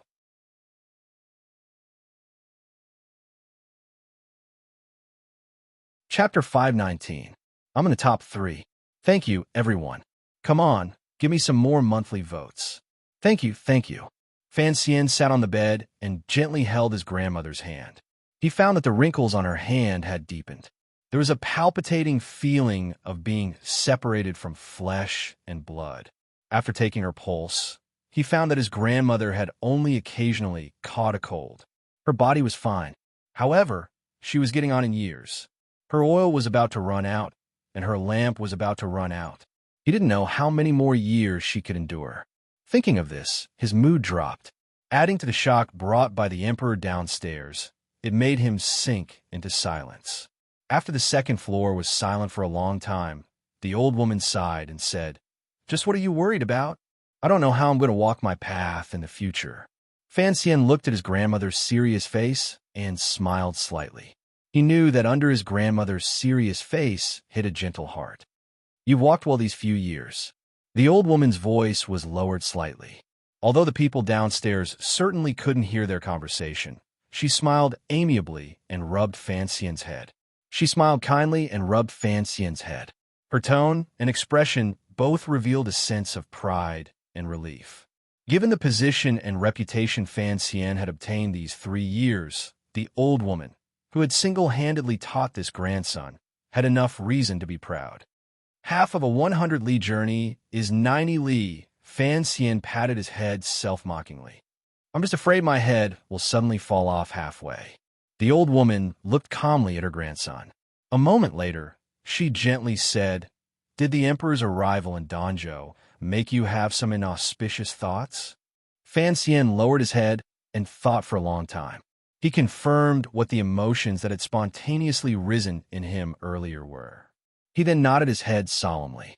The old woman looked into his eyes and quietly said, "You've grown up, but there are some things I must remind you of. Please speak, grandmother. The Fan family has never needed to pick a side, and you, even less need to pick a side because we have always stood in front of the emperor," the old woman said solemnly and seriously. The old lady said seriously, "As long as you can guarantee this, then you will never make a mistake." There were countless meanings hidden in these words, but they were all built on the strongest foundation of trust in the emperor. Fan Xian glanced at his grandmother with some confusion, but didn't dare to ask. There's no need to doubt what has been proven in the past 30 years. Fan Xian did not think this way. He believed that what history had proven would often be overturned by the future. He thought for a bit and then said, "But under these circumstances, it is truly too risky for the emperor to leave Jingdou. Are you going to remonstrate later?" The old mistress looked at her grandson with a faint smile. Fan Xian thought for a moment, then nodded. "We should still be able to make it if we rush back now." In reality, these words were just empty words. He knew that since the emperor had come to Danzhou at this time, he must have very important thoughts in his heart. It was not something he could chase away with just a few words. However, as an official, particularly one who had to pretend to be a loyal and filial son, there were some things he had to say in person. The Madam Dowager smiled and said, "Then you should go. Otherwise, His Majesty will be impatient." Fan Xian also smiled but didn't leave immediately. He carefully used the Jinqi of Qianidao to probe into his grandmother's body to check the condition of her body. He left behind a few prescriptions and chatted with her for a while until she began to feel sleepy. Only then did he help her pull up the thin towel and tiptoed down the stairs. Coming down to the first floor, the minister of the Board of Rites, the imperial astronomer, and eunuch Yao all looked at Fan Xian with strange gazes. These people had not thought that Sir Fan Jr. would be so daring as to stay on the second floor for so long and leave the emperor, who had been waiting to speak with him, hanging for half a day. In this world, Fan Xian was probably the only person who dared to make the Qing emperor wait for so long. These bigwigs were all thinking that His Majesty's love for this illegitimate child had indeed reached a very exaggerated level. Fan Xian bowed to these people and asked with a slight smile, "Where is the emperor?" The minister of the Board of Rites forced a smile and glanced outside, pointing the way for him. Eunuch Yao suppressed a smile and led Fan Xian out the door. Looking at the osmanthus flowers in the garden, Danzhou was most famous for its scented tea. Minister Fan and Fan Xian both liked it. Every year, the old manor would send it to Jingdou. A portion of it was even offered as a tribute to the palace. Although the garden in the old manor was not large, Fan Xian had partitioned off a corner and planted some osmanthus flowers to mix with tea. Walking to the corner of the garden, eunuch Yao retreated with his body hunched. Fan Xian felt it was strange. The head eunuch of the royal study was not at the emperor's side to serve. Why had he run off? As he thought this, he had already stepped into the garden and saw the emperor under the tree. There was also the old man by the emperor's side. Fan Xian secretly sucked in a breath of cold air. No wonder eunuch Yap didn't have to be by the emperor's side. There was another eunuch at his side. He walked forward and bowed to the emperor. At the same time, he turned his body and said to the eunuch as politely and not abruptly as possible, "Greetings, eunuch Hong." Expressing goodwill to a eunuch in front of the emperor was something that should not have happened, but Fan Xian knew that eunuch Hong was not a normal person. However, Fan Xian knew that eunuch Hong was no ordinary person. Even the emperor would give him some respect. Greeting him should not mean much. Hong Xiang smiled slightly and glanced at Fan Xian. He didn't say anything and retreated behind the emperor. The emperor moved his gaze from the osmanthus tree in the garden and clapped his hands. Turning his head, he said to Fan Xian, "I heard you moved these trees in and planted them." Fan Xian replied, "Yes. The old manor's garden is not large. Previously, there weren't many trees planted inside. It looked rather boring, particularly in the spring and summer. There are tall trees and bushes of flowers outside, but it is too quiet inside, so I moved a few." "Looks like you have some interest, child," the emperor smiled. The emperor smiled and said, "Back then, when I lived in this courtyard, there were also trees. However, they were all broken by my people who practice martial arts." Fan Xian was speechless. He had lived in this manor for 16 years, but he had never known that the emperor had once lived here. The old woman's mouth was truly tight shut. He suddenly thought of the past that his father and King Jing had once mentioned. Back then, the emperor had once taken Chun Pingbing and his father to Danzhou to play. At that time, the emperor was still an unknown heir. It was in Danzhou that they had met his mother and Uncle Wu Zhu.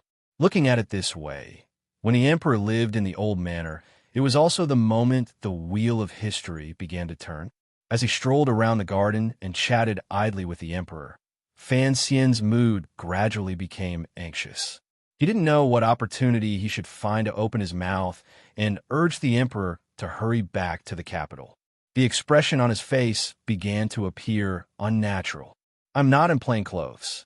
Seeming to guess what Fan Xian was thinking, the emperor said with slight mockery, "3 days after I left Jingdou, I announced it to the world, so don't worry too much."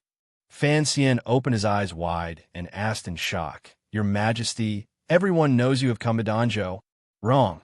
Everyone knows I am going to worship heaven." The emperor glanced at him, put his hands behind his back, and walked first out of the garden. Fan Xian glanced at Eunuch Hong with some confusion and quickly followed. Following behind the emperor, he asked, "Your Majesty, why did I not know of this matter?" The emperor did not stop walking. Smiling coldly, he said, "Imperial envoy, you were having fun on the sea. How could you have received the edict I sent to Hangzhou?" Fan Xian was greatly embarrassed and didn't reply. The emperor paused and then angrily said, "You are, after all, an imperial envoy. How could you leave your post without permission? I have already given the edict for you to meet up with the group worshipping heaven. When you return to Hangzhou in the future, walk through these procedures." After Fan Xian's great embarrassment, he was slightly surprised. The emperor's edict had long been announced to the world for him, an imperial envoy, to join the group worshipping heaven. No wonder the officials along the coast had guessed the people on the ship. However, the emperor's words earlier were clearly to protect him. It looked like after the Jingdou matter had passed a few months ago, the emperor's mood did not seem so bad.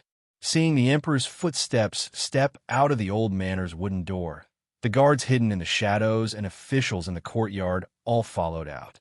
For a moment, the scene was incomparably lively. Fan Xian couldn't resist anymore and caught up a few steps. Lowering his voice, he said, "Your Majesty, the situation in Jingdou is not yet settled. Since it is time to worship heaven, I will escort your Majesty back to the capital." The emperor stopped his steps and turned his head to glance at him with amusement. "Since it is to worship heaven, why do we have to return to the capital?"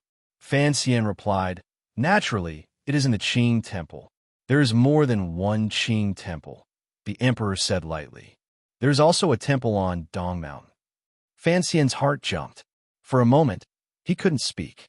The emperor had traveled thousands of li to Dong Mountain to worship heaven. No wonder there were very few scholars and officials among the servants with him. Instead, it was the minister of the Board of Rites, Taichung Temple, and the imperial astronomer who followed. Worshipping heaven and deposing the air indeed needed these people. Why wasn't this done in Jingdou? Why had it come to the shores of the East Sea? Was the emperor not worried at all? "I know what you are worried about." The emperor's expression was slightly gentle. It was as if he felt that his son was always thinking about his father's safety. His heart was praiseworthy. After thinking for a bit, he smiled slightly and said, "Since you are unable to control your worry, then I will leave my safety in your hands." Fan Xian was surprised again and repeatedly smiled bitterly. He wondered why he had taken on such a difficult task. At this time, he could not refuse and could only give thanks and agree. "In a moment, come see me on the dock." The emperor knew what Fan Xian was going to do next. After saying this, he and Eunuch Hong left the manor and climbed into the carriage. Eunuch Yao, along with a group of servants and officials, also followed out. Fan Xian stood at the manor door and looked at the slightly changing light around him on the street. He knew that the Tiger Guards and the Overwatch Council swordsmen accompanying the emperor had already followed. He relaxed slightly. He waved his hand. Wang Qinian ran over from the other side of the street. With a face full of astonishment, he said to Fan Xian, "Sir, the person who went earlier was—" Fan Xian nodded. Wang Qinian swallowed his saliva with great difficulty and said in a low voice, "Why is this master here?" Fan Xian's expression darkened slightly. He muttered, "No one knows why. I only know that if something happens to him, I'm done for."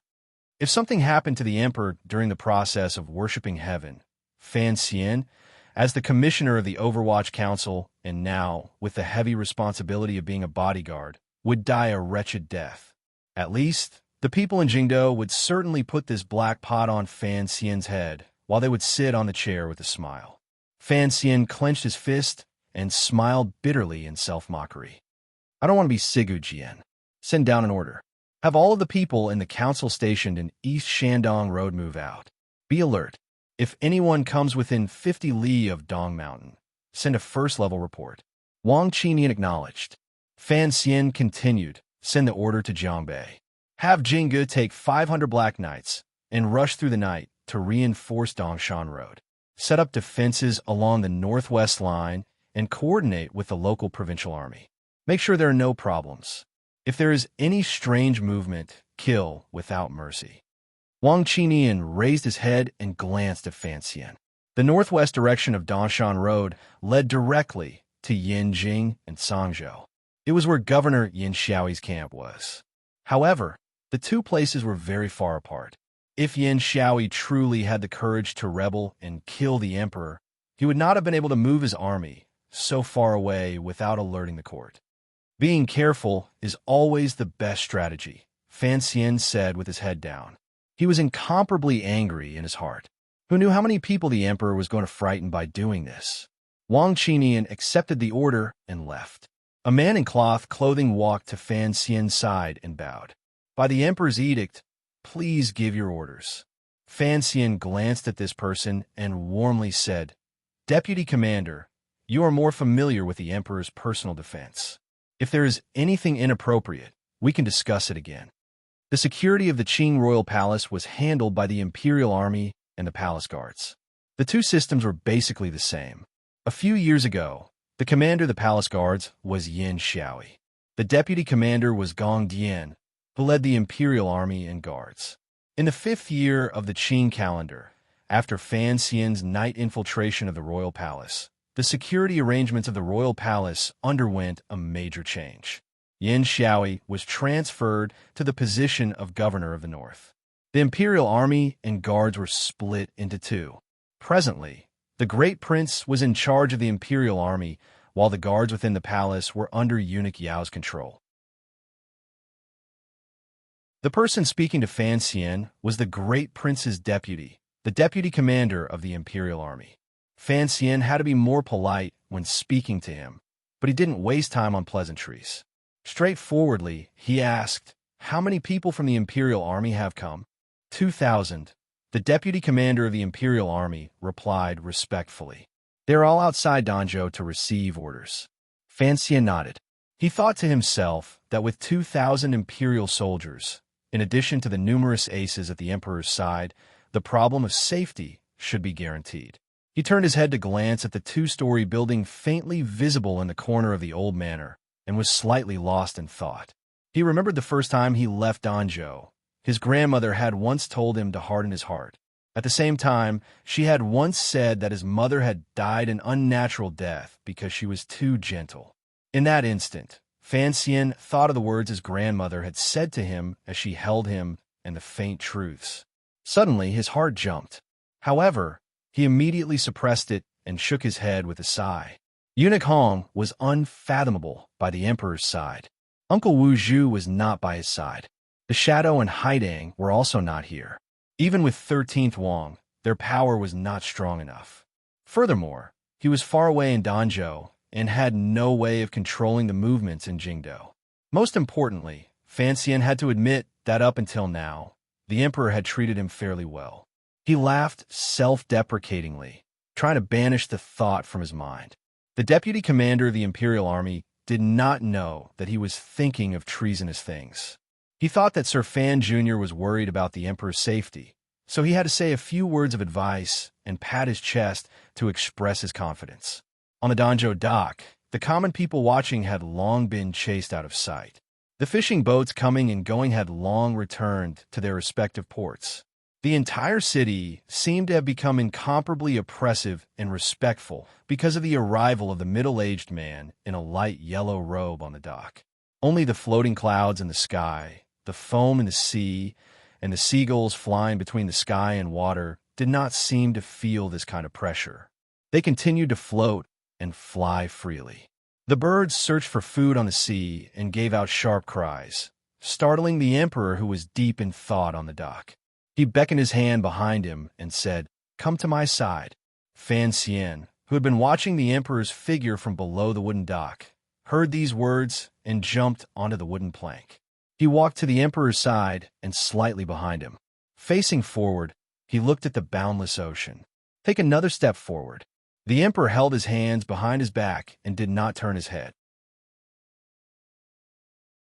Fan Xian followed the order and took another step forward, standing shoulder to shoulder with the emperor.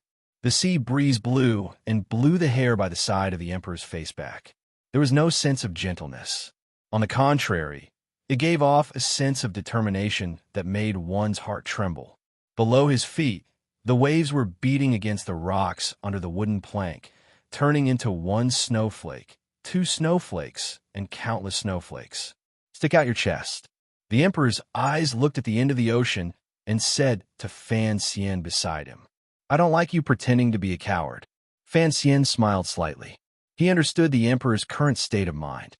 He followed the words and relaxed. Standing shoulder to shoulder with him, he did not open his mouth to speak. "The last time I came to Danzhou, I wasn't even the crown prince," the emperor slowly said. The emperor slowly said, "That day, Chen Pingping was like Hong Xiang standing behind me. Your father, Fan Jian, was like you now, standing side by side with me, bathing in the exceptionally clear sea breeze of Danzhou. Ever since I became the crown prince, Fan Jian never dared to stand shoulder to shoulder with me again." Fan Xian tilted his head slightly and saw a glimmer of self-mockery flash across the corner of the emperor's lips. The emperor said with slight mockery, "After I sit on that chair and fight in the north and south, there won't be anyone who dares to stand up straight and talk to me, much less stand up." Fan Xian sighed at just the right time. That day, the three of us came to Danzhou to relax. At that time, Jingdou was in chaos. The two princes were secretly fighting for the throne. The previous emperor was only the unremarkable King Cheng, the emperor said indifferently. As juniors, we had no way of interfering. We could only hide as far away as possible from the place of trouble. He tilted his head and glanced at Fan Xian. "In reality, my thoughts are similar to yours. However, you are much more powerful than I was in the past." Fan Xian smiled slightly and said, "Most importantly, the heart is not strong enough. There are some things that one does not know how to face. Who would have thought that you would have some pity for Chengxian?" The emperor turned his head and coldly said, "However, this is good." Back then, the three of us stood on this dock and looked at the ocean. There was no pity in our hearts for anyone. We only thought about how to protect ourselves and how to survive.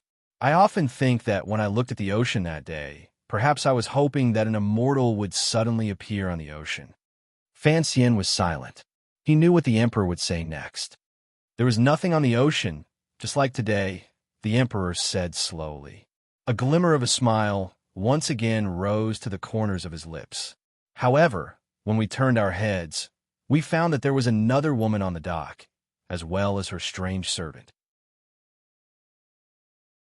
Fan Xian slowly said with yearning, "Actually, I have always wondered how you met my mother back then."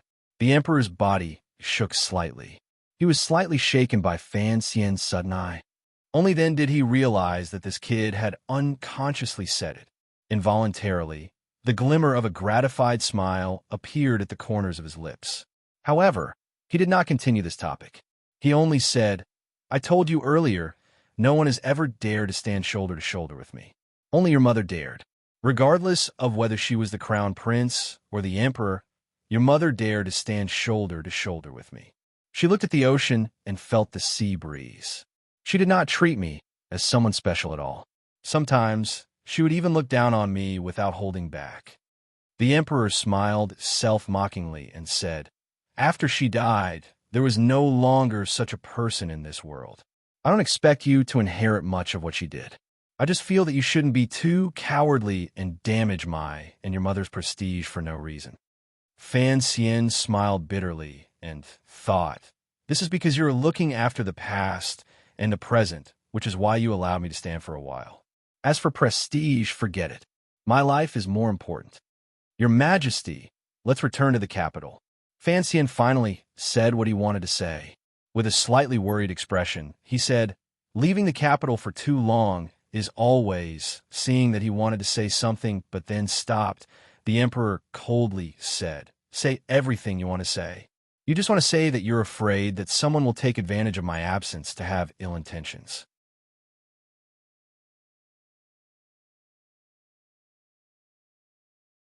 Chapter 520. Last night, the heaviest rainstorm the city has seen in 10 years hit. It looks spectacular, but I hope it won't be affected. Today, this chapter is easy but important. The next volume will invite everyone to come back and read this chapter. P.S. Today is the day of the college entrance examination. I wish the children participating in the exam all the best. Birds chirped by the seaside. The water splashed gently under the pier, and the waves at the bottom of the cliff in the distance made loud noises. Fan Xian stood on the wooden board and was not confused by the emperor's hot-blooded words. Seriously, he said, as the ruler of 10,000 years, he will not enter an unpredictable place. I ask that you return to the capital. The capital is guarded by the Empress Dowager, Chun Ping, and the 2 scholars. Who dares to make a move? The emperor gazed at the ocean and impatiently waved his hand. If they want to take over the world, they have to take over that chair. First, they have to kill me, who is sitting on chair. If they can't kill me, let them do as they please. Trash rebelling won't succeed in 10 years. Fan Xian was silent and speechless. He thought to himself that this emperor was truly a strange person. His incomparably powerful self-confidence and intense paranoia mixed together created this person's extremely narcissistic personality. The emperor wanted to draw the snake out of its hole. Perhaps one day he would die from his narcissism. The problem was that Fan Xian did not want to be buried with him. And you have to know that it's very difficult to see through a person's heart. The emperor suddenly sighed emotionally. No one knew if he was talking about his son or his sister. After this rare sigh, a layer of tiredness suddenly covered his expression. The wrinkles on his brows were filled with an indescribable tiredness. This tiredness was not the kind of tiredness he deliberately put on for his officials to see when he sat on the dragon throne in the royal court. It was true tiredness, a kind of weariness that arose from the depths of his heart. Fan Xian stood to the side and calmly studied the emperor's expression. Countless thoughts flashed through his mind. This was the first time he had seen such a real and intimate expression on the emperor's face. However, this true display of emotion was like the clouds above the Danzhou seaport. It only occasionally bloomed and blocked the blinding sunlight. It immediately drifted away and transformed into the porcelain blue sky. After a moment, there was no longer any trace of it on the emperor's face. What was left was only the radiant confidence and perseverance, occasionally revealing his mortal heart. That person immediately returned to the role of a king. Looking at this scene, Fan Xian could not help but feel a little emotional. He sighed and said, It is said that it is difficult to draw the bones of a tiger when drawing a person. One may know a person for a long time, but one does not know their heart. Usually, they are gentle to each other, but who knows if there will be a day when they will take two straight knives and stab each other in the chest. It was clear that the emperor did not care who Fan Xian was sighing at. He was just thinking about the past while surrounded by these emotions. He stared blankly at the sea and said, "The world may think that I am a heartless person, but they are all wrong." Fan Xian quietly watched the emperor from the side and did not reply. The emperor slowly said, "I have given them too many chances, hoping that they would suddenly repent. Even now, I am still giving them chances. If it were not for love, why would I need to rush about like this?" Fan Xian thought to himself, seducing and forcing people to make mistakes to test their hearts. Looking closely at the crown prince and second prince's suffering these years, was the emperor's actions like this out of love or out of his mind? Just like your mother. The emperor's eyes narrowed slightly, as if he felt that the sun floating through the clouds was too piercing. Fan Xian's heart tightened slightly as he carefully listened to every word the emperor said. The emperor glanced at him and then turned his face away. Faintly, he said, "She has done a great service to the Qing kingdom. For me, it can be said that my kindness is greater than the heavens." However, with a sudden change, she and her Yi family became a thing of the past and suffered a tragic death. Yet, I remained hidden and did not do anything. Although I later made up for it a little, compared to her kindness, I did very little. Fan Xian understood what he meant. After his mother passed away, the emperor had endured for 4 years before he caught all the nobles in Jingdo involved in the matter in one fell swoop. However, he had left a few important people unkilled. If this was revenge, this revenge was not complete. The emperor faintly said, "I did not say it," and the two of them did not ask. "However, I know that they are all dissatisfied in their hearts and have resentment toward me." A glimmer of self-mockery suddenly rose to the corners of his lips. But what could I do in this matter? Without saying a word, taking the Yi family into the national treasury and accusing the Yi family of treason was heartless. But if I were to reverse the verdict for the Yi family, what would the Empress Dowager do? Or do I have to depose and kill the Empress in order to be truly loyal? Strangely, even as the Emperor spoke to this point, his tone remained calm, without a trace of agitation. It made Fan Xian, who was listening to the side, admire him greatly. Of course, he knew that the so-called they with resentment referred to his father, Fan Jian, and director Qin Pingping. As an emperor, it is impossible to wander the 4 seas without any hindrances. The emperor calmly said, "If I really did that, I would also be a heartless person. Furthermore, what would the entire court become? I think that if she was alive, she would certainly approve of my actions. She wanted a powerful and prosperous Qing kingdom, and I did it." A determined expression rose to the emperor's face. Looking around, the Qing kingdom is the most powerful country in the world. The people of the Qing kingdom live happier than any other year in history. I think this is enough to comfort her. Fan Xian was silent. In the years after his rebirth, he often asked himself what kind of country the Qing kingdom was and what kind of person the emperor was. Although he had a deeper understanding of all of this after entering the capital and finally touched the emperor's self-confidence, narcissism, arrogance, and masochism, he had to admit one thing. Even with the flood the year before and the snowstorm this year, the efficiency of the Qing kingdom's bureaucracy, the wealth of the people, and the clarity of politics were many times better than the history books he had read in his previous life. In other words, the Qing kingdom was, without question, a peaceful and prosperous world. The emperor by his side was, without question, a wise ruler, even a saint, if the emperor's goal was to let the people eat their fill. She said that the officials of the court needed supervision. When I was still the crown prince, I advised father to establish the Overwatch Council. She said that eunuchs were pitiful and hateful, so I strictly adhered to the rules since the founding of the country and strictly prohibited eunuchs from interfering in politics. At the same time, I ordered the internal court and Taichung temple to determine the number of eunuchs and do their best to reduce the number of abnormal people in the palace. Fan Xian nodded repeatedly. The number of eunuchs in the Qing royal palace was much less than in northern Qi. This was, without question, a virtuous policy. She said that a wise ruler should be able to listen to advice. All right, I granted the imperial censorate the right to discuss matters.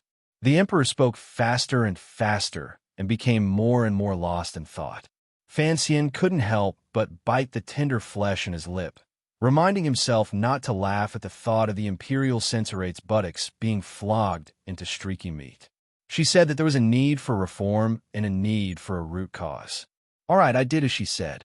I changed the yuan, changed the system, and carried out new policies. Fan Xian finally couldn't resist smiling bitterly. The yuan was changed in the first year of the Qing calendar. At that time, the change was actually the third new policy. The Ministry of War changed to the Ministry of Military Affairs, and then changed to the Bureau of Military Affairs. The Imperial College separated into the Tongwen Pavilion. Later, it was changed to the Ministry of Education, and then changed back. Even the names of the 6 ministries from ancient times until now were almost changed by this emperor. The Qing emperor's achievements throughout his life were brilliant and dazzling. However, the 3 new policies in a row were absurd things that he could not avoid in his life. Even now, when the people of Jingdo talked about these yamens, they were still confused. Each time they wanted to go somewhere, they often had to report a number of names. If it weren't for the powerful deterrence of the imperial power and the valiant execution of the Qing officials, which turned the court back to its original appearance and left only those discordant names, the Qing kingdom would probably have long fallen into chaos. The emperor looked at his expression and smiled self-mockingly. You don't have to hide it. I know that this was one of the rare times in my life that I was muddle-headed. However, at that time, your mother was no longer here. I only knew the gist of it. It was hard to avoid making some mistakes. Fan Xian's heart jumped slightly. He thought to himself that after his mother died, the emperor still did as he was told. In terms of this intention, it had to be said that the emperor could be considered a sentimental person in this matter. Before your mother passed, I heard a lot from her. Later, I was unable to do anything for her. The emperor closed his eyes and faintly said, after she passed, I remembered all the things she once mentioned to me and wanted to help her realize them. It could be considered some kind of promise or guilt toward her. Fan Xian sighed and said, if my mother was still alive, she would certainly be endlessly grateful for your majesty's kindness. No, it is not kindness. The emperor opened his eyes and calmly said. The emperor opened his eyes and calmly said, it is only affection. As for admiration, that is even more impossible. I only want to do some things to honor her spirit in heaven. I do not wish for anything else. The emperor suddenly smiled and said, back then, she used a regretful tone to speak of the newspaper. She said there was no gossip to read or interesting news to read. So, I had the internal court make a newspaper and draw some flowers on it. Now that I think about it, I was also very mischievous. Fan Xian was dumbfounded. The internal court newspaper was known as the most useless thing in the Qing kingdom. It was personally written by the scholar and great calligrapher, Sir Pan Ling, and sent to various provinces and counties. It was only kept by the yamen and nobles. If it was on the market, a page of the internal court newspaper would often sell for a great deal of silver. When he was in Danzhou, he had once stolen the newspaper from the old manor to exchange for silver to spend, so he was very familiar with the newspaper. At that time, he had been very disdainful of the gossip content in the so-called newspaper and was very confused about the flowers drawn on the sides of the newspaper. The answer to all of this was, back then, his mother wanted to read gossipy newspapers and listen to interesting news. Fan Xian looked at the emperor with a strange expression and forcefully suppressed the words he was about to blurt out. He had wanted to remind the emperor that the so-called interesting news did not refer to drawing a few flowers on the sides of the newspaper. The emperor did not notice his expression. He spoke more and more happily. Your mother was most curious about Ping Ping's story. In the 4th year of the Qing calendar, I took advantage of that old dog's visit to his hometown to have the internal court newspaper write about it. If your mother could see it, presumably, she would be very happy." Fan Xian laughed loudly. He also remembered this story. In the spring of the 4th year of the Qin calendar, he had traveled from Danzhou to Jingdou. At the time, the two biggest things in Jingdou were the exposure of Prime Minister Lin Rafu's illegitimate daughter and the marriage alliance with the Fan family. The second was that the internal court editors were not afraid of the power of the Overwatch Council and greatly exposed the youthful story of the director of the Overwatch Council, Chen Pingping. The sun gradually rose by the seaside. It moved from in front of him to behind him, casting the Emperor and Fan Xian's shadows on the occasionally rising and falling surface of the sea. The sea water also joined in, making the waves clear and gradually calming. It made the blurry shadows of the two people become clearer and clearer. Fan Xian smiled and lowered his head. He thought, in the end, the Emperor was immortal. Just as he could not forget the Qing Temple, the Emperor could not forget Danzhou. Probably in this life, only on the Danzhou dock would the Emperor say so many things. It was precisely this conversation that was not between ruler and official that made Fan Xian have a slightly more favorable impression of the Emperor and a deeper understanding of him. At the same time, it also added more worries. He sighed and turned his gaze toward the sea.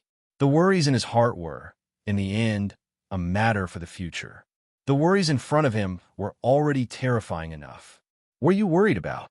The Emperor's mood was relatively relaxed, and he casually asked. Fan Xian thought for a moment, and then said, "The Admiral of the Jiaozhou Navy is a disciple of the Qin family."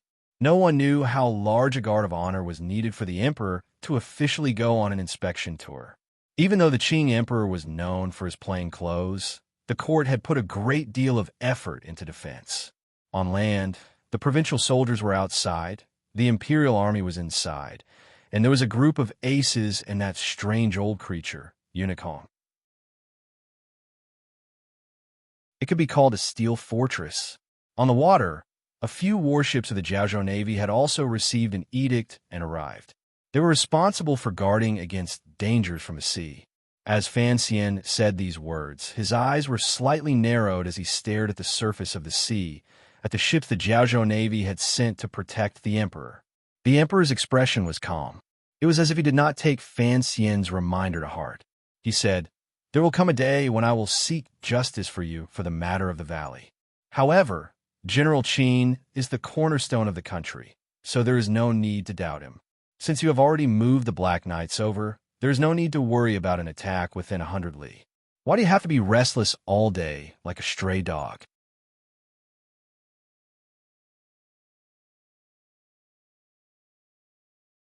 Chapter 5:21.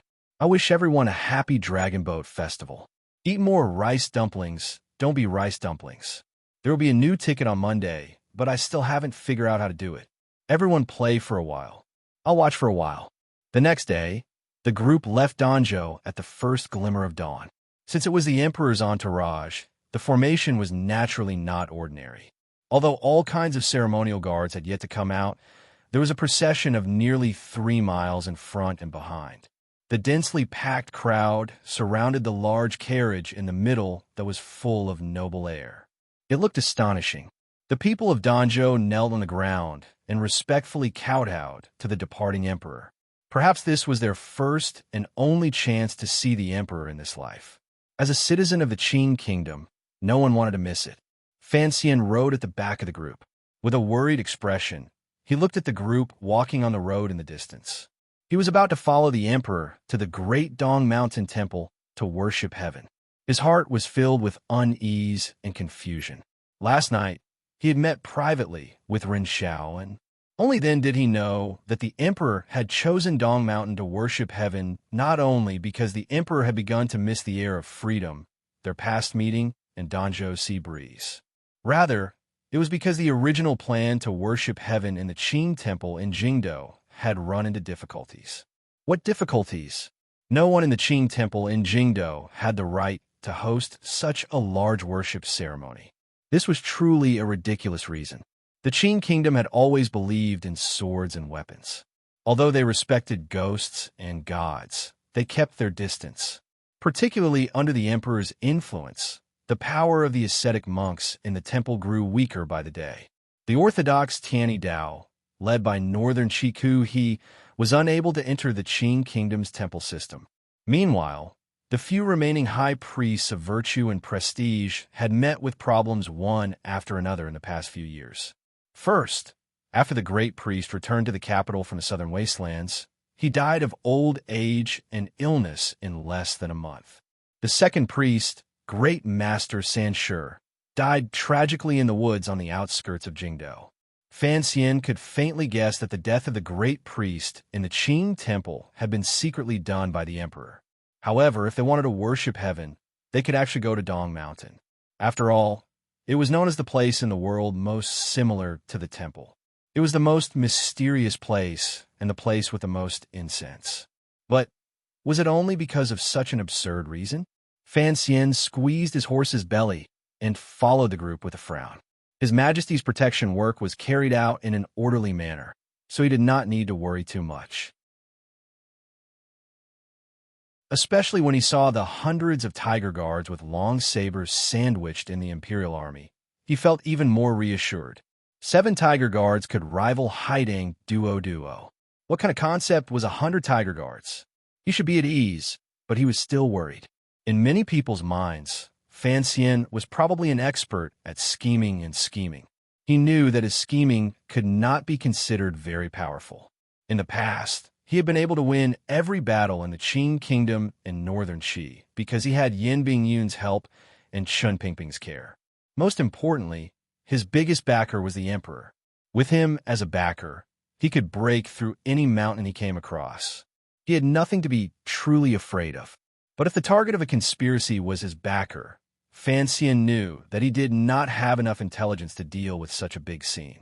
He saw himself very clearly, so he was particularly careful and sensitive. Thinking of the question that had been lingering in his heart since yesterday, he felt a sliver of caution. The emperor going out on patrol was a major event. Even if he had been floating on the sea at the time and cut off his intelligence network with the Overwatch Council, Yin Bingyun, who was in charge of Jingdou Council affairs, would certainly have a way to notify him. The internal communications of the Qinian unit had always been open.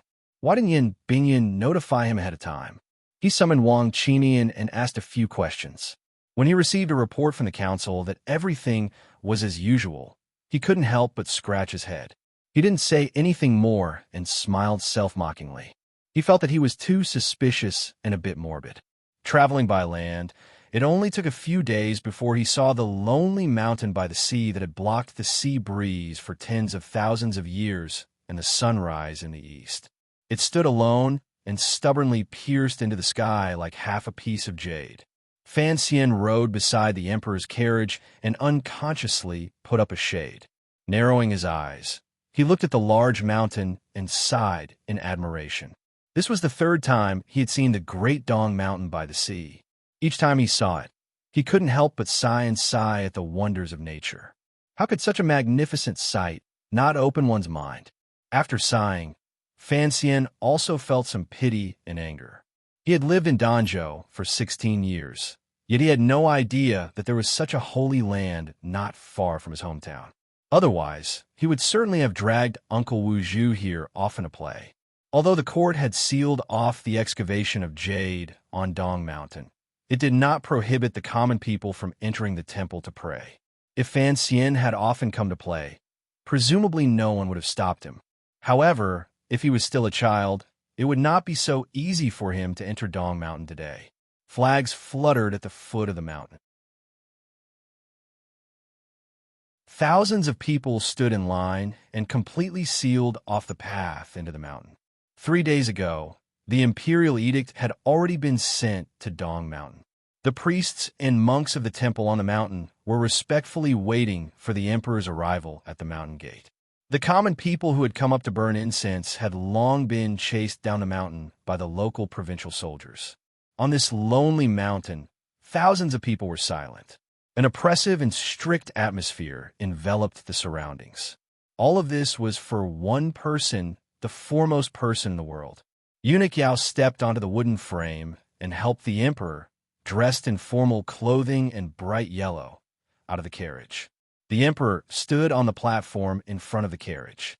Without anyone's command, the thousands of people at the foot of the mountain knelt down in unison and shouted, "Long live the emperor!" The emperor waved his hand with a calm expression, indicating for everyone to rise. After being helped out of the carriage by Eunuch Yao, he naturally left the eunuch's hand. With his hands behind his back, he walked toward the newly repaired mountain gate, which glowed with white jade. Eunuch Hong followed behind the emperor. Fan Xian took a few more steps back and calmly observed the situation. Walking to the foot of the mountain gate, the priests wearing robes bowed respectfully to the emperor again. They then bent their bodies in a fawning manner and invited the emperor to ascend to listen to the heavenly edict. Fan Xian watched this scene and laughed to himself in his heart. The monks of the Qing kingdom indeed did not have as much status as those in northern Qi. The emperor did not immediately move. Looking at the magnificent mountain gate, he smiled warmly and said, "The first edict came a month ago. The exact time of my arrival was set 3 days ago. The temple's reaction was fast. However, don't disturb the people too much. If a mountain gate is so magnificent, be careful that Dongshan Road doesn't have any silver." The priest's expressions became awkward. The head priest of Dongshan Temple explained in a trembling voice, "Your Majesty, it is only a mountain gate. The temple on the peak is the same as it was 20 years ago. It has not changed at all." The emperor smiled slightly and said, "That is good." Governor He Yongji, who had rushed over to the side to wait on the emperor, wiped the sweat from his forehead. He thought to himself that his flattery had backfired. Fortunately, the emperor's latter words had been gentle. The emperor glanced at the governor and furrowed his brows. "Didn't I tell you not to come in the letter I sent you?" Governor He Yongji was one of the governors of the 7 roads. Although his position was slightly lower than Xue Qing's, he could still be considered a first-rank official. In front of the emperor, he did not have any of the air of a major figure. He smiled bitterly and said, "It is rare for your Majesty to leave the capital, and you have come to Dongshan Road. I and the officials of the roads feel honored. How could I not come await on you?" It was clear that the governors of the 7 roads were the Qing emperor's most trusted officials. The emperor smiled and scolded, "Get back to your Luozhou. The governor leads an army. Just do your job well. Well, have I ever lacked people to wait on me?" He glanced at Fan Xian behind him and said, "With Commissioner Fan following, you can go back." He Yongji did not dare to object. He knew that although the emperor appeared warm, he never went back on his word. He did not tarry. He knelt down again and cowed out. He nodded at Fan Xian as a greeting and then hurriedly led his people back to Luozhou, where the governor's manor was. Fan Xian watched with a slight smile and did not say a word. The Great Dong Mountain was very tall. Using Fan Xian's measurements, it was at least 2,000 meters. Around the mountain, other than the sea, there were plains. The contrast made the mountain appear even more abrupt and towering into the sky. If one wanted to climb it, no one would not feel a chill in their hearts. Fortunately, the side of Dong Mountain facing the sea was an incomparably smooth jade wall. The side facing the land was the accumulation of millions of years of life from the soil. On both sides of the stone steps, green grass grew. Tall trees rose into the sky. Their branches and leaves were like little green fans that blocked out the first rays of the summer sun. They danced gently in the mountain wind like countless little fans, bringing a trace of coolness to the people walking on it. Perhaps it was such a quiet and beautiful scenery that gave the common people who came up the mountain to burn incense the courage to walk the seemingly endless stone steps. Thousands of imperial soldiers stood guard at the foot of Dong Mountain.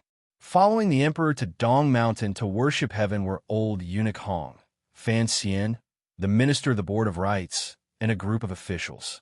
There were also a number of eunuchs accompanying him. Over 100 tiger guards were also vigilantly scattered around the emperor. However, they did not walk the stone steps. Instead, they walked the small mountain paths, which were a bit more difficult.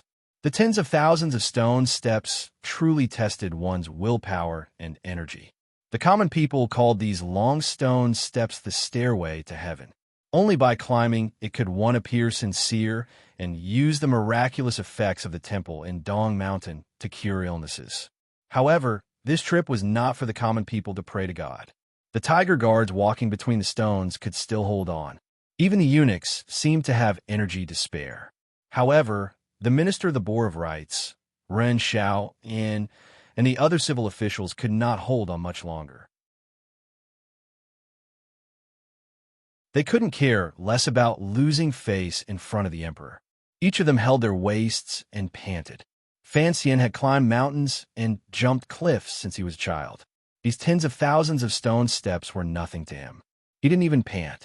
He watched these people and found that the eunuchs beside the emperor were able to move so easily. He couldn't help but be speechless. Eunuch Hong was a strange creature.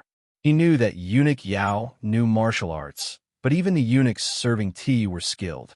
He couldn't help but feel that there were indeed crouching tigers and hidden dragons at the emperor's side. After an indeterminable amount of time, the group of people finally reached the summit, including a few priests and civil officials. They all collapsed weakly to the ground and couldn't come to their senses for a moment. The emperor glanced at these people mockingly, but couldn't be bothered to scold them.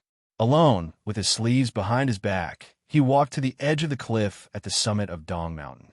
Looking at the floating clouds in front of the cliff and the sun diagonally above, his expression was incomparably calm and joyous.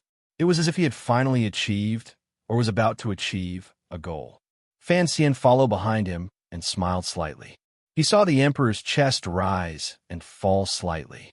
His face was slightly red and moist with sweat. It seemed that although the emperor's body was strong, he was no longer the young man who rode into battle.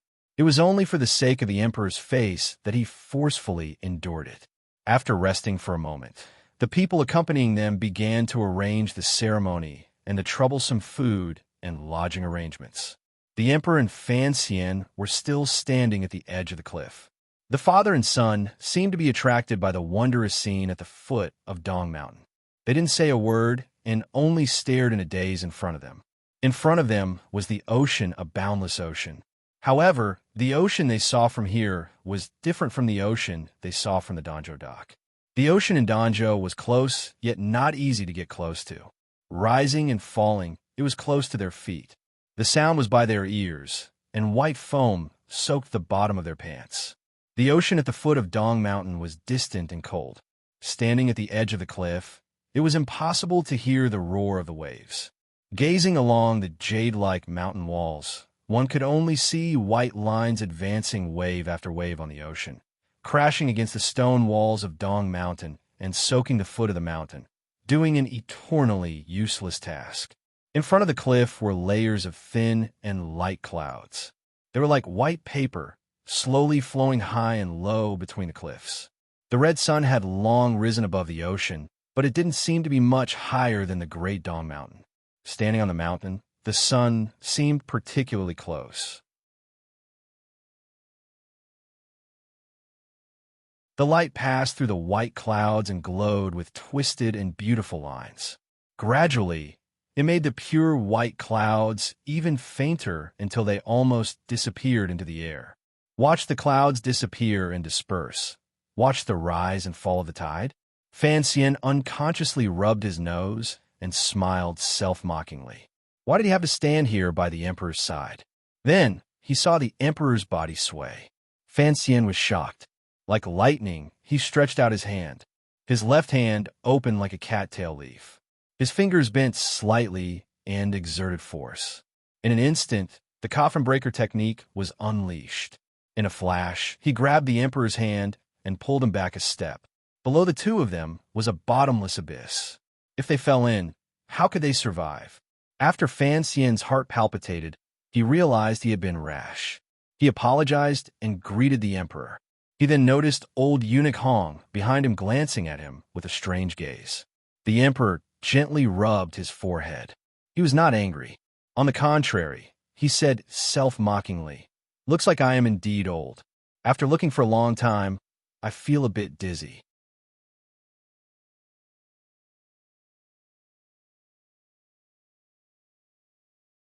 Chapter 522. Federer, Federer, how helpless. Big tears. There's truly no perfect thing in the world. How can there be a godlike existence? Today is the last day of the festival. I sincerely ask everyone for a few more monthly tickets. Fan Xian's heart jumped. He lowered his head slightly and said a moment later, I do. Do you believe there are gods in the world? The emperor gazed at him calmly. Fan Xian replied straightforwardly, I do. He didn't know why the emperor was asking this question. For Fan Xian to be able to reincarnate into the land of the Qing kingdom, without question, deeply believed in such things as miracles. The Fan Xian of this life was not the Fan Shun of his previous life. He was a true idealist. Come with me. Fan Xian's head was filled with confusion as he followed the mysterious emperor toward the temple hidden among the trees at the top of the mountain. The name of Dong Mountain was widely known throughout the world. At first, it was known for its jade. Later, it became known for its miracles. Countless commoners who had no money for treatment had come here to worship the gods. Their illnesses had taken a great turn for the better. It was also revered as a holy land by the ascetic monks of the world. In the past, Fan Xian had always thought that the Qing temple was deliberately mystifying things. Foolish women and foolish people mistook psychological consolation for true healing. Now, the emperor's expression appeared very cautious.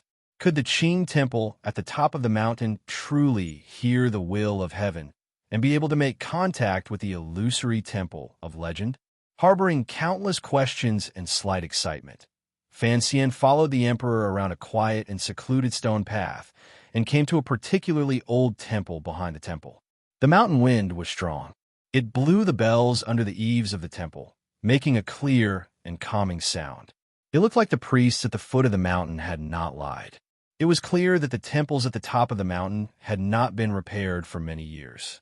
However, the mountain wind that had been blowing for thousands of years did not blow the old little temple into ruins.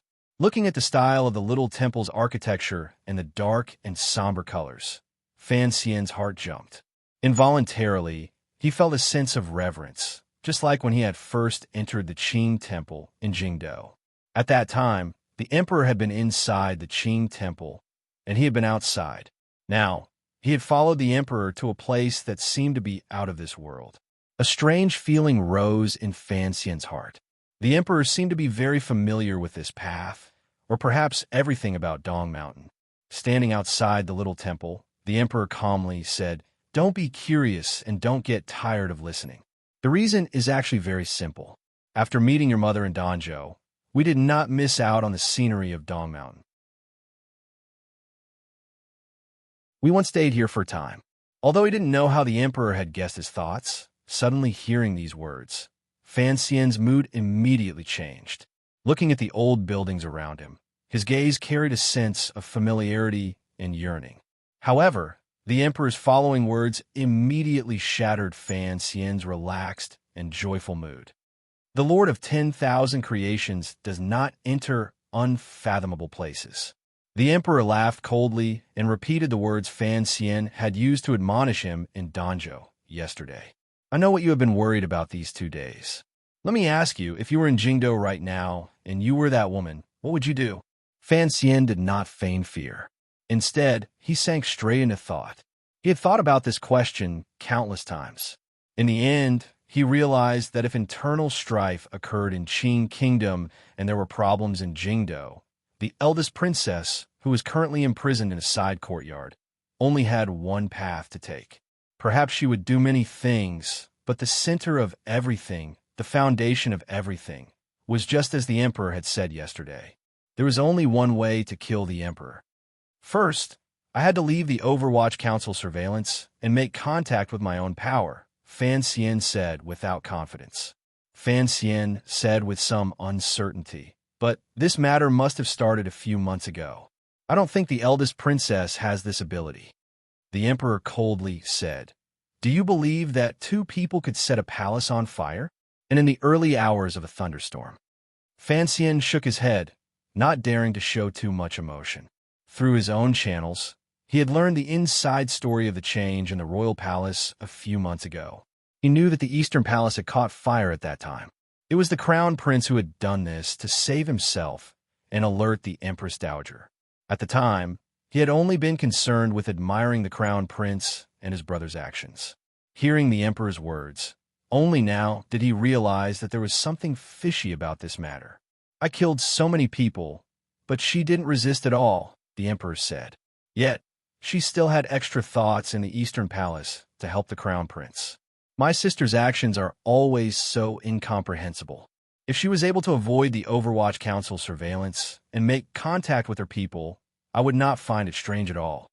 From this conversation, it could be heard that the Emperor had experienced the betrayal of his sister and son. Wrong.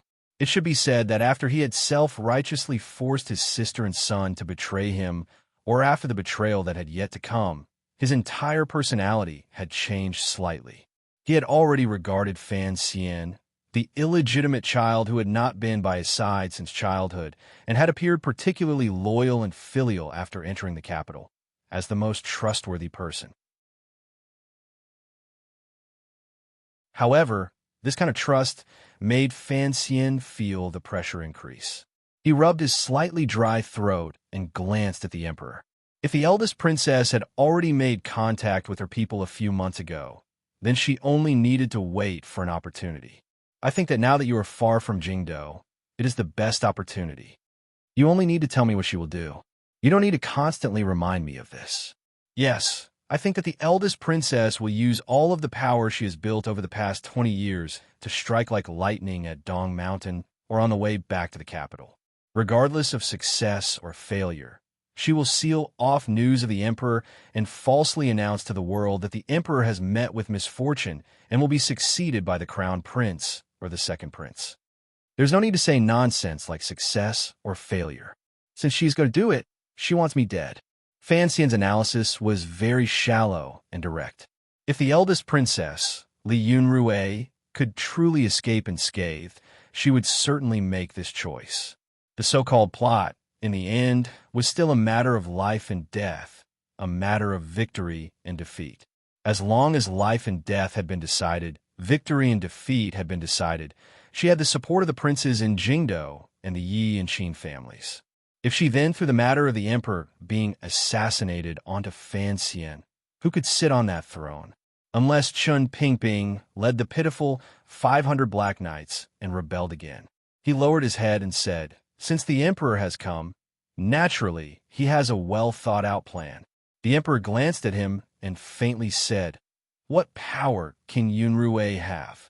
The Juanshang Conference? Now that I think about it, I should have listened to Director Chun in you last year and wiped out that stupid conference." "The Juanshang Conference is only an evacuation organization." Fan Xian repeated his father-in-law's reasoning. "The key is what kind of power the eldest princess can mobilize. The Great Dong Mountain is by the sea and deep within the borders of the country. It is impossible to use an army to attack." The Emperor smiled coldly and said. The Emperor sneered and said, "The 10,000-mile stairway to heaven. If someone dares to assassinate me, they must first have the ability to ascend to heaven." Fan Xian lowered his head slightly. He understood what the Emperor meant. The Great Dong Mountain's position was very clever. It would be difficult to mobilize an army to attack. To the north, Danzhou's chain of tall mountains and cliffs blocked the last bit of danger for an army.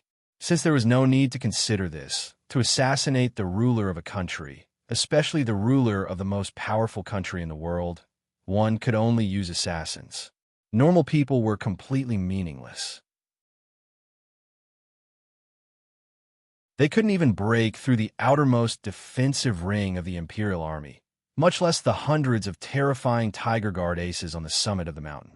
Those who came did not have good intentions, and those with good intentions did not come. If the eldest princess truly wanted to assassinate the Emperor, one could imagine the skill of the assassins.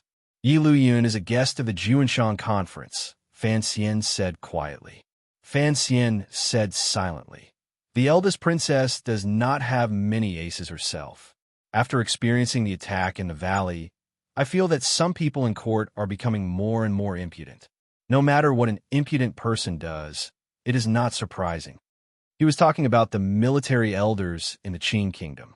If these people collectively stood against the emperor, what kind of situation would it be? The emperor did not continue Fan Xian's words. He only quietly said, "My personal visit to Dong Mountain this time has not only confused you, but the two scholars also strongly opposed it. Yet I still have to come. First, it is because I have stayed in the palace for too long.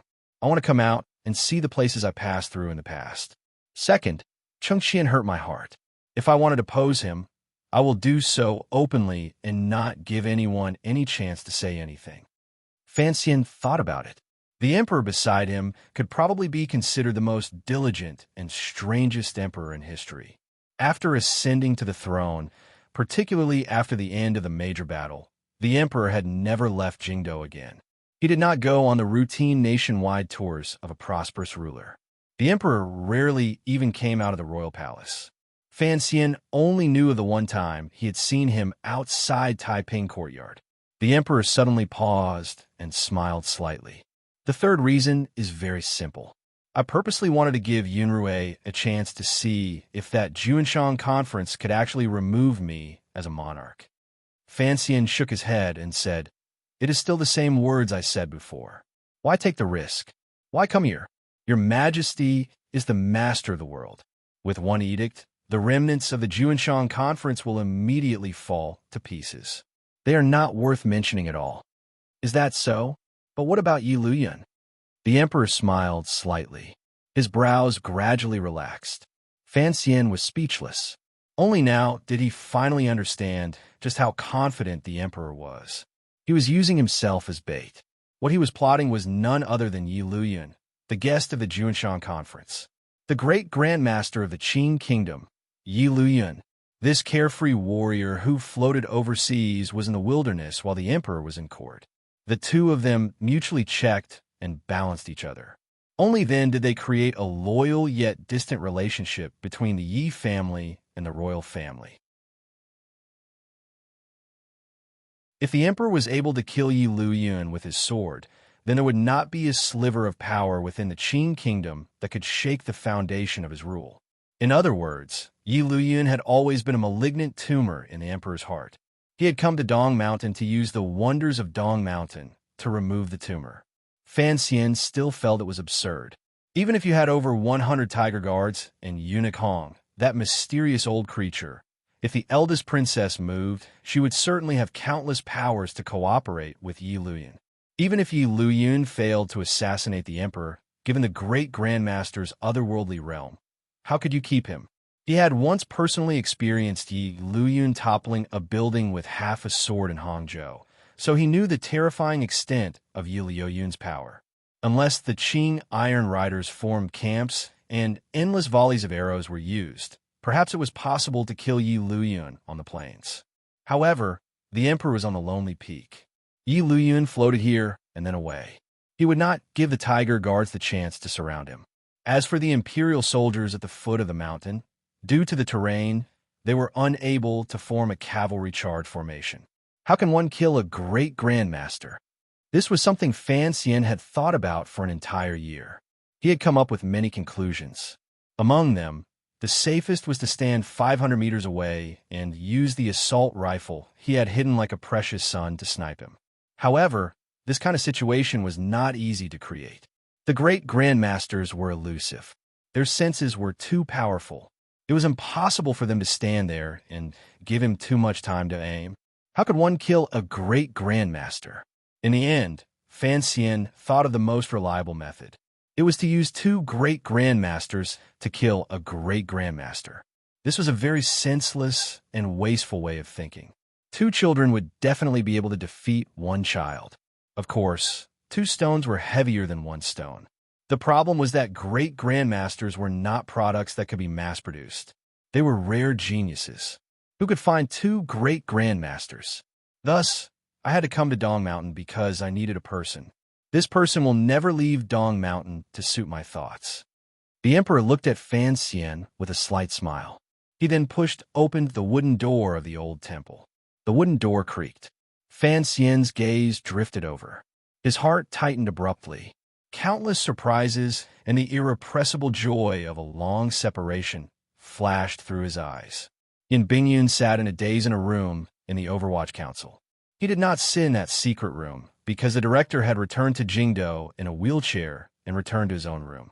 The power that Yin Bingyun had temporarily obtained had also been returned. He was the head of the Fourth Bureau. His room was facing the street.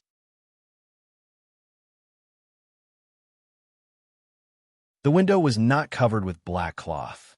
The sunlight from outside seeped in and lit up the room.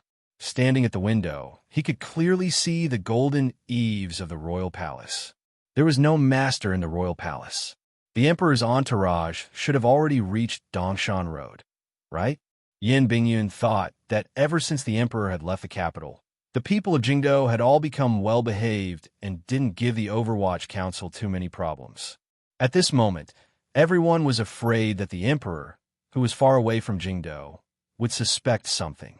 Everyone knew the emperor's main purpose in offering sacrifices to heaven. He could not have the crown prince stay in the palace to supervise the country. Thus, the Empress Dowager once again closed the curtains. The imperial army that the great prince controlled became careful. The Jingdo garrison also increased patrols.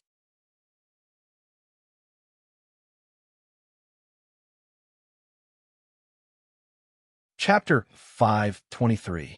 After getting a rough idea of the time, Yin Bingyun closed the window and sat back in his chair. He took out a beautifully embroidered pouch from his clothes and took out a few melon seeds from inside. He brought them to his lips and carefully chewed them. He appeared very bored.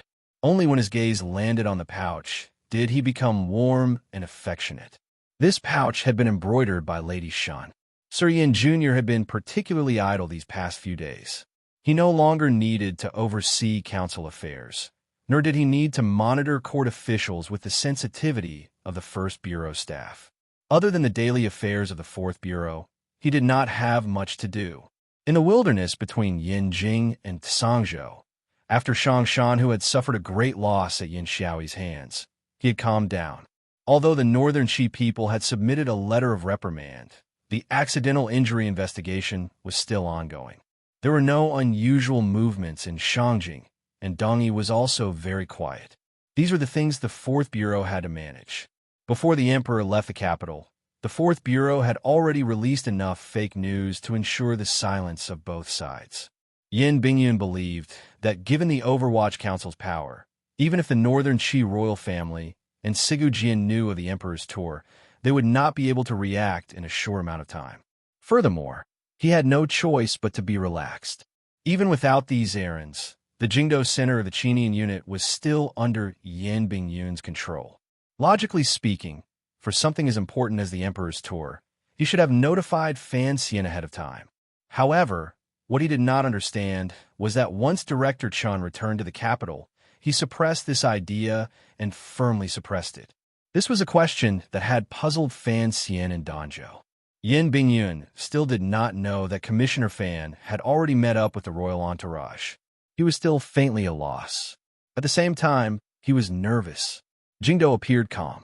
With the imperial army, the Jingdo garrison, and Director Chen emanating a dark and terrifying aura, nothing major could happen. If something major was going to happen, it should be at the emperor's side, far away from Jingdo. Yin Bingyun smiled bitterly as he stood at the window and looked at Tianhe Avenue below and the royal palace not far away. His position was not high, but his role was complicated. He was the third most important person in the Overwatch Council and Fan Xian's trusted aide. However, his father had another identity. Most importantly, he was one of the young people the emperor had personally summoned into the palace. After a long night of conversation, he had another identity. No wonder Headmaster Chen suppressed him the moment he returned to the capital. Presumably, the headmaster also had some opinions about him. As for why Director Chen did not allow him to inform Fan Xian, Yin Bingyun, relying on his unique information from 3 places, vaguely guessed a sliver of the truth. He began to fear this truth. Even if Director Chen died by the emperor's side, would something big happen? That was why he wanted to go with the flow and get Fan Xian as far away from the royal entourage as possible. However, the director was so loyal to the emperor. No matter how much he loved Fan Xian, how could he place Fan Xian's safety above the emperor's life and death? Ding dong, the copper bell rang. The most special homecoming signal in the Jingdo Yamens rang out. Countless hurried officials walked out of the Overwatch Council's square building. They were not busy spreading evil water. They were in a hurry to go home. Special agents were also public servants, and the people in the Overwatch Council were all civil servants. They were no different from ordinary people. Yin Bingyan didn't have much to pack. He walked straight out of the building and sat in his family's carriage. Hurrying back to the Viscount's manor, he didn't go to chat with Sister Shun. Instead, he went directly to his father's study and asked, "Is there any news from the Qin family?" Yin Ruohai glanced at his son and shook his head. "You're in charge of the 4th Bureau in the council. Is there any movement from Shao Mountain?" Shao Mountain's location was special. It happened to be at the entrance of Dongshan Road. This place was in the northeast of the Qin Kingdom and not far from Dongyi. Because no one dared to pass through the dense primordial forest between Danzhou and Dongyi, the transportation between the two places mainly relied on the sea or circled around Shao Mountain. Originally, there was not much power on Dongshan Road that could threaten the royal entourage. However, Shao Mountain just happened to be on the road from Dongshan Road back to the capital. The most important problem was that the Yin father and son both knew that the old Qin master's secret trusted soldiers had been trained in that mountain. The group that had attacked Fan Xian outside Jingdo at the end of the year had been moved over from Shao Mountain by the Qin family, without the court's knowledge. Shao Mountain has been quiet. Ever since that incident, the council has been keeping a close eye on it with great attention. If there is any strange movement, it cannot be hidden from us. Yin Bingyan relaxed slightly and sat down. Yin Ruohai smiled slightly and said, "What we know is what the director knows and what the emperor knows. Since the emperor dares to take 2,000 imperial soldiers to Dong Mountain to worship heaven, it is either because he doesn't think much of the people in Shao Mountain or because he believes in the old Qin master's loyalty." Loyalty? Yin Bingyan sighed. Secretly assassinating important officials of the imperial court is considered loyalty? There are many levels of loyalty. Perhaps the emperor has already doubted the old master's loyalty after what happened last time. In reality, there is always a difference between an official and the emperor himself. Yin Ruohai paused and then asked seriously, "I have already retired and shouldn't ask, but I am still curious. Are there any problems in Dingzhou?" Yin Bingyan shook his head. At the beginning of the year, they beheaded 600 Hu people. They should have returned to the capital to report their success. But it is clear that Yi Zhong is also worried about the palace suspecting him. So he left the group in Dingzhou and did not return to the capital when the emperor was not present. He gently clenched the fist in his sleeve, wanted to speak but then hesitating. Yin Ruohai glanced at his son curiously and said, "You're not usually like this. If you have something to say, then say it." A faint suspicion rose to Yin Bingyun's frosty face. "I don't know if the emperor's safety can be confirmed. What danger is there?" Yin Ruohai furrowed his brows. "The Qin kingdom has 7 roads of elite soldiers. The 3 roads you suspect cannot get close to Dong Mountain. They are all under the council's watch. What about Yin Xiaoi?" Yin Bingyun stared coldly into his father's eyes. It was as if he wanted to see something else in them. Yin Ruohai very naturally turned his head and avoided his son's gaze. "What about Governor Yin? There was a problem with the Tsangzhou victory." Yin Bingyun lowered his voice. "I said that there was a problem with the Tsangzhou victory. The secret agents searching for military contributions have already reported back. Although the heads were disguised, there are some problems. You are the head of the 4th Bureau and have taken over my job. You should know that although killing people and stealing military contributions is a major crime, it has never been completely eradicated, particularly when it comes to these border generals.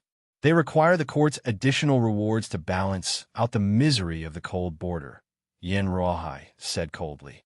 "Besides, even if Yin Xiaoi lied about his military contributions, what does it have to do with the emperor on Dong Mountain? Don't forget, Northern Qi's letter has already arrived. Would the Northern Qi people act with Governor Yin? That's what I'm afraid of," Yin Bingyun said coldly. Yin Bingyun coldly said, "If it was just killing people and stealing military contributions, then that's fine. If this matter has something to do with Northern Qi, then I'm afraid it won't be so simple." Yin Ruohai slowly stood up and stared into his son's eyes. Enunciating each word, he said, "Do you know what you were saying? Do you think that just because the director and the commissioner let you temporarily take charge of council affairs, you are the most remarkable person in the world? That you can see through all the tricks in the world? Even if Governor Yin and the Northern Qi people are acting, what problem is there? What problem?" Yin Bingyan looked at his father.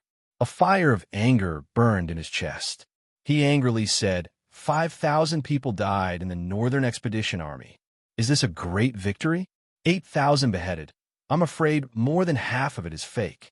Did those 5,000 people die or not? If they didn't die, then where did the 5,000 people who disappeared without a trace go? He pointed at the table and the non-existent map of the Qing kingdom's borders. He angrily said, "Father, although the Northern Expedition Camp is between Tsangzhou and Yanjing, if we draw a straight line, it is less than 500 li from Dong Mountain. If these 5,000 people, who should have died, suddenly appear at the foot of Dong Mountain, what do we do?" Yin Ruohai furrowed his brows. After a moment of silence, he suddenly said in a cold voice, "Idiot! Although it is not far from Tsangzhou to Dongshan Road, one has to go around Shao Mountain. No one knows how many provinces they have to pass through. The distance is also more than 1,000 li. Do you think 5,000 people can go so deep into the country without a sound? What if they don't go around?" Yin Bingyun did not yield an inch in front of his father. He spoke of all the confusion that had lingered in his heart these days. If Dongyi opened its gates and allowed those 5,000 dead people to pass through the vassal states, then what? What to do two in a row did not make Yin Ruohai nervous. He looked at his son and smiled coldly. "Idiot! Even if those 5,000 people had truly become death soldiers, as you say, even if Sigurd was as stupid as you to open the country's gates and not be afraid of the Qing army, have you thought about it? From Dongyi to Dong Mountain, one has to pass through Danzhou. No one can climb the high mountains and precipitous cliffs to the north of Danzhou." This was the truth. It was a truth that had been proven by maps, human eyes, and manpower. The primitive forests and mountain peaks to the north of Danzhou were not something mortals could climb, much less an army of 5,000 people. No one has been able to climb over before, but that doesn't mean that no one will ever be able to. Yin Bingyun thought of the geography and environment. His imposing manner weakened slightly, but he still did not give up. Straightforwardly, he said, "Besides, who knows if there are any secret passages in those mountains?" "Secret passages? Do you think this is a novel published by Damba Bookstore?" Yin Ruohai laughed coldly and prepared to walk out of the study. Seeing his father's completely unconcerned expression, Yin Bingyun finally couldn't resist. He slammed his palm onto the table with a loud bang and said angrily, "I don't know if what I'm worried about is a novel. I only know that what the Overwatch Council is doing right now is a joke." Regardless of whether or not this will happen, since there is already a point of suspicion, I will report it according to the Council's procedures. Why has the director suppressed this matter?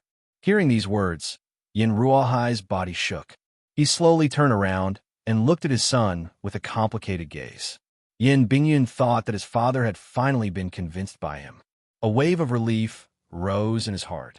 Unexpectedly, Yin Ruohai shook his sleeve and left the study. Summoning his trusted guards, he coldly said, "The young master is not feeling well. Have him stay in the manor to rest. Don't let him take a step out." The guards accepted the order in a low voice. After Yin Bingyun paused, a chill seeped into his heart. Staring at his father's back, he suddenly thought of the conversation he had with his father a long time ago. For a moment, he couldn't speak.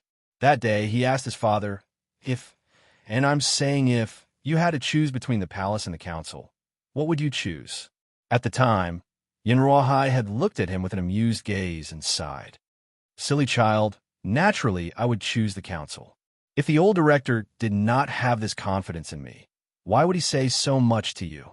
Yin Bingyan took a step towards the door and was stopped by a guard who was highly skilled in martial arts. He did not put up any unnecessary struggle. He only sighed and asked his father, "Where are you going?"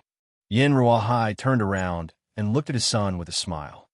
"Since you're sick, I have to go to the council to ask for leave for you." Yin Bingyun didn't say anything more. He was loyal to the emperor and the court. He had already done what he needed to do. After all, he was an official of the Overwatch Council. As his father's son, he could not do more. The Yi family is indeed too quiet. Yi Zhong is indeed too obedient, offering a prisoner such a good opportunity to enter the capital, yet he just let it go. Sitting in the wheelchair, Chun Pingping shook his head and said, "Of course, he's also afraid that the palace will be wary of him and something will go wrong ahead of time. However, the second prince must be muttering in his heart. He thinks that the crown prince is about to be deposed. If the crown prince acts blindly at this time, the second prince, with the support of the Yi family, will certainly be able to hold the fort alone. He is probably hoping for his father-in-law to return soon. Right now, everyone wants to act. No one has the ability or courage to be the first to act." The old man smiled slightly as he pushed the wheelchair over from the black cloth. "If you want to destroy yourself, you must make yourself crazy. The eldest princess is crazy enough." Yin Ruahai smiled and understood Director Chen's meaning. "But you're in the capital. Even if she has thoughts, she will have to wait for news from there." Qin Pingping smiled slightly and said, "Our mighty emperor will certainly give the eldest princess a pleasant surprise. As for the news she is waiting for, she may never get it. But what about Yin Xiaoi's 5,000 elite soldiers?" Yin Ruahai furrowed his brows. "I still don't understand this. Even if he risked his life to save these 5,000 soldiers into the country, how would he transport them to the foot of Dong Mountain? Yin Xiaoi's actions in the Cangzhou victory were done very well. Who would have thought that Yin Bingyun would still be able to see through it?" Qin Pingping said with praise. "This child is truly not bad." Yin Ruahai forced a smile and said, "Usually, he pretends to be as cold as ice. When something big really happens, he still feels uneasy. He is not you or me. He doesn't know the emperor's plans." Qin Pingping sighed. "It is normal for him to be suspicious of you and me. After the matter, how will we explain it to the palace?" The emperor didn't want to beat the grass and startle the snake. Of course, the council cannot react to Yin Xiaoi's actions ahead of time. Qin Pingping coughed and thought to himself that whether or not there would be an incident was the problem that needed to be considered. After Yin Ruahai left, the old cripple in the wheelchair pushed the wheelchair back to the window, out of habit. Looking outside through the black cloth, the corners of his mouth twitched slightly. He thought that there was indeed a secret path from the vassal states of Dongyi through the mountains and through Danzhou to Dong Mountain. He knew about it, and the emperor also knew about it. However, looking at it now, the eldest princess also knew about it. Even if 5,000 people went, they would only be able to surround the entire mountain peak. At most, they would be able to control the transmission of information from the sacrificial ceremony. The only important thing in this entire matter was probably on that mountain peak. Qin Pingping used his withered right hand to scratch his grizzled hair. He thought to himself that he had missed something. Fan Xian had run to the summit. He could only hope that he would be lucky and not lose his life for no reason in that earth-shattering incident. The emperor had prepared a large surprise for the eldest princess and Yi Luyan. Was the eldest princess not going to prepare a surprise for the emperor? Qin Pingping tilted his head and leaned weakly against the wheelchair. He felt the taste of life slowly leave his body. However, he became excited because of the images that appeared in his mind. It was as if he had once again found some of the elements that had made him excited and fascinated in the past. The agitation in his mind caused him to cough. Although it was an incomparably satisfying cough, it also caused waves of pain in his chest. He subconsciously pressed the secret bell on the desk, only to discover that the person who opened the door was not Fei Jie.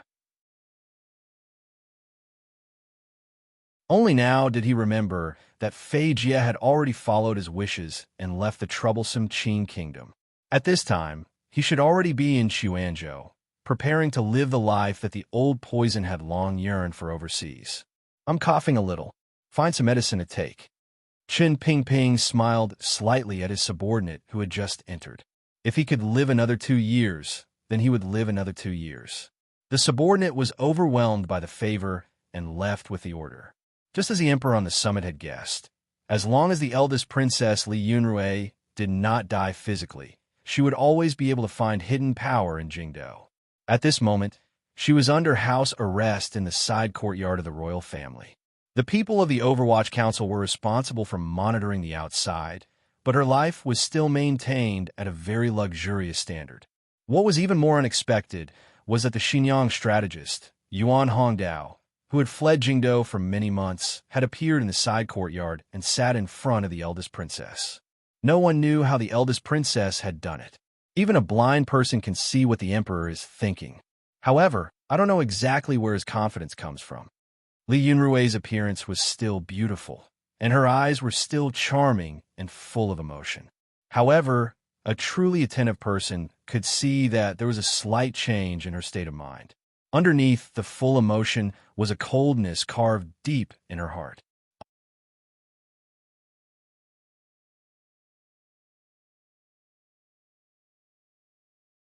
Chapter 524. In the quiet side courtyard of the royal family, a guard was patrolling outside the window. He seemed to be blind and deaf, unable to hear or see anything. The eldest princess, an important target of the royal family surveillance, was secretly plotting something with her trusted aide. He is too suspicious, so there is no need to plan anything. He will jump out and plan it himself. Li Yunrui slowly closed her eyes. Furthermore, he is very arrogant to the point that he can beat him at his own game. What nonsense! How could there be a plan? He's just playing by himself. She suddenly opened her eyes and said, "However, I am afraid that brother will be lonely, so I can only play with him." The assassination on Dong Mountain seems to have become an absurd matter on the surface. He knows I want to kill him and is waiting for me to kill him. I know he is waiting for me to kill him, but I still want to kill him. It is truly interesting. Yuan Hongdao listened to this tongue twister and looked at the smile at the corners of the eldest princess' lips. He did not find it interesting. On the contrary, he felt a faint chill. She knew that Dong Mountain was a trap, yet the eldest princess had jumped in without a second thought. Did she really think that Yi Luyun, a great grandmaster, could change the entire world? Although he had become Li Yunrui's closest strategist after Huang Yi's death, he knew that although the eldest princess seemed to have been forced back step by the emperor in Fanxian these 2 years and had never been able to do anything, in terms of strategy, there was not much she needed him for. Because of this, he had never figured out the details of the eldest princess' final plan. Naturally, he had no way to report it to the director and the emperor. As a strategist, at such a critical moment, regardless of whether it was for disguise or to gain more trust, Yuan Hongdao had to say some suggestions. Thus, he gazed into the eldest princess' eyes and quietly said, "Interesting. At certain times, it is the combination of absurdity and stupidity. I don't know which side is more absurd and which side is more stupid. Since the first to move was the emperor, then you should choose the other path. Otherwise, no matter how you move, your chess piece will always be 1 step slower than the person on the stone platform." The eldest princess, Li Yunrui, slowly closed her eyes. After a long silence, she said, "The other path? You're advising me not to move for now." "Yes." The eldest princess suddenly opened her eyes and smiled. Her smile was extremely pure and innocent. "What's the use of not moving? If the worship to heaven on Dong Mountain successfully ends, there will come a time when Mother will go. Do you expect me to be imprisoned in this courtyard forever?" Yuan Hongdao was silent for a moment, then smiled. Since he could easily enter this courtyard, then the eldest princess must have many ways to easily leave this courtyard. He knew that the eldest princess was only thinking about the future of the Qin kingdom. No matter how you looked at it, if the emperor did not take advantage of this opportunity to leave the capital, What chance would the eldest princess have to stage a comeback? Fan Xian, Yuan Hongdao, tried to persuade the eldest princess. Before he received further instructions from the council, he wanted to delay the eldest princess's actions as much as possible. This is your chance. Fan Xian? The eldest princess became interested and smiled slightly. Even if the emperor wants to take away Fan Xian's power in the future, this will not be my opportunity.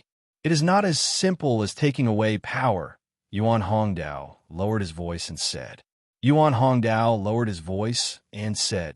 Fan Xian's relationship with the north is too close. Once the emperor has pacified the internal conflicts in the court, he will certainly point his blade at northern Qi. What Fan Xian will do at this time is worth considering. Perhaps that will be your opportunity. So I have to live. The eldest princess smiled self-mockingly. You have to live. She smiled lazily and did not comment. Her orchid-like finger tapped the teacup on the table. As Yuan Hongdao rose to pour her tea, she slowly lowered her face and thought quietly. Yuan Hongdao's thoughts were not wrong. However, he did not understand what kind of person the emperor was. In this world, only the eldest princess, Li Yunrui, knew best what kind of person her brother the emperor was. Only she knew that the emperor was giving her an opportunity. If she did not take advantage of this opportunity, there was no need to mention any future matters. The emperor had too many opportunities to kill her, but he did not. Naturally, he hoped to use her to draw out some people. The people of the Juanshan conference who had long been hidden in court, some strange old creature. She thought to herself that if she won, it wouldn't be a big deal. Even if she lost, it would be good if the emperor could achieve his goal. Thinking of this, a glimmer of a self-mocking smile once again appeared at the corners of her lips. Brother Hong, what do you think is the final competition in killing? The eldest princess looked at him with a slight smile. Yuan Hongdao thought for a bit and then said, time, opportunity, and the general trend. Correct, but also wrong. The eldest princess slowly lowered her head and said. Actually, in the end, it's just a competition of the crudest, most boring, and most direct things to see whose saber is faster and who has more fighters. Fighting for the throne is actually not fundamentally different from fighting for territory between gangs on the Jianghu. The emperor is overly suspicious and thinks that he can scheme against the world, but he has forgotten one thing. Not all the knives are in his hands. Don't forget what I said before. Because of his suspicions, he will, without a doubt, lose. The eldest princess' cold words set the tone for this entire matter. Yuan Hongdao smiled. He knew he could no longer convince the eldest princess, so he couldn't help but feel a bit anxious. However, he hid it well and said, the crown prince and second prince are almost done contacting them. Once the news arrives, they will begin to make arrangements. There shouldn't be any problems with the civil officials. Tragic news is always the best to strike at the civil officials' hearts. No matter what angle you look at it from, they have no reason to refuse. What you say is very reasonable, the eldest princess said with a slight smile. The eldest princess smiled slightly and said, the Overwatch Council cannot see the light. They're a powerful tool, but at times, they can never become a decisive force. With only the support of the officials and the support of the palace, what use can Chun Pingping have? She then smiled slightly and said, I heard that one has been taking care of the concubine who is about to give birth. Make arrangements for this matter. On the peak of Dong Mountain, Fan Xian stood outside the door and looked at the person sitting on the prayer mat. The blind man was covered by a black cloth. His figure was not very large, but he always appeared calm. He opened his mouth, but didn't say anything. The emperor laughed and turned to leave, leaving this place to the uncle and nephew. Fan Xian walked in and carefully closed the door. After confirming that no one was eavesdropping, he allowed a joyful expression to overflow on his face. He hugged the blind man and gently patted his back. Wu Zhu still had that cold expression. This coldness was different from Sir Yin Jr.'s. It was not an expression of self-protection. Rather, it was a feeling brought about by the absolute calmness of one's heart. When Fan Xian hugged him tightly and was about to go mad with joy, the corners of the blind man's mouth opened slightly behind Fan Xian's head and revealed a rare warm smile. Unfortunately, Fan Xian did not see it. Otherwise, he would certainly do something strange. Wu Zhu was not someone who liked to be physically intimate with others. Fan Xian was also the same. However, meeting again after a long time, Fan Xian was unable to suppress the joy in his heart and embraced to his heart's content. The two of them sat separately on the prayer mats and looked at each other. They were silent for a long time and didn't speak. Fan Xian's expression became gentler and happier. He confirmed that the blind man's injuries were more or less healed. For a moment, he didn't know what to say or where to start. Ever since they parted a year and a half ago, he had gone south to Jiangnan to fight the Ming family, been ambushed in the valley, and killed people overnight in Jingdou. He had gone through countless dangerous situations. However, none of this was what Uncle Wu Zhu wanted to hear. These things were nothing to Wu Zhu. What was the Ming family? Wu Zhu did not care at all. As for the danger of being ambushed in the valley, Wu Zhu would only think that Fan Xian's performance was very poor. After holding in for a long time, Fan Xian opened his mouth and said, "Uncle, I'm going to be a father." After hearing these words, Wu Zhu, whose expression did not change even under the pressure of Dong Mountain, fell into a rare silence. It was as if he was slowly digesting this news. Then, he tilted his head slightly and said, "You're also going to have a child?" No one knew how much information was contained in this word. For Wu Zhu, there were only two people in this world. Although there were tens of thousands of people, there were only two people to him. Nothing else existed. Only the matters of these two people were worthy of him remembering. 20 years ago, the woman had a child. 20 years later, the child the woman gave birth to was going to have child. Although the two events were separated by 20 years, in his feeling, it was like two things had happened one after another. Thus, there was the word also. Then, a warm smile bloomed once again at the corners of his lips. Very seriously, he said to Fan Xian, "Congratulations." Because of this smile and these two words, Fan Xian sank into boundless shock and joy. He could not understand how, after not seeing Uncle Wu Zhu for more than a year, he would say such a vulgar word and not hesitate to show his most human side in front of him. When was the last time he had seen Uncle Wu Zhu smile? Probably when he was still in that grocery store in Danzhou talking about his mother. For some reason, Fan Xian's heart was warm. It was as if he felt that Wu Zhu was finally willing to smile for him, and not just because of Yi Qingmei. This was something worth remembering. Wu Zhu's smile immediately disappeared and returned to his usual appearance. Seriously, he said, "When you're going to have a child, you have to say congratulations. This is what the lady taught me. I haven't forgotten, so don't be surprised."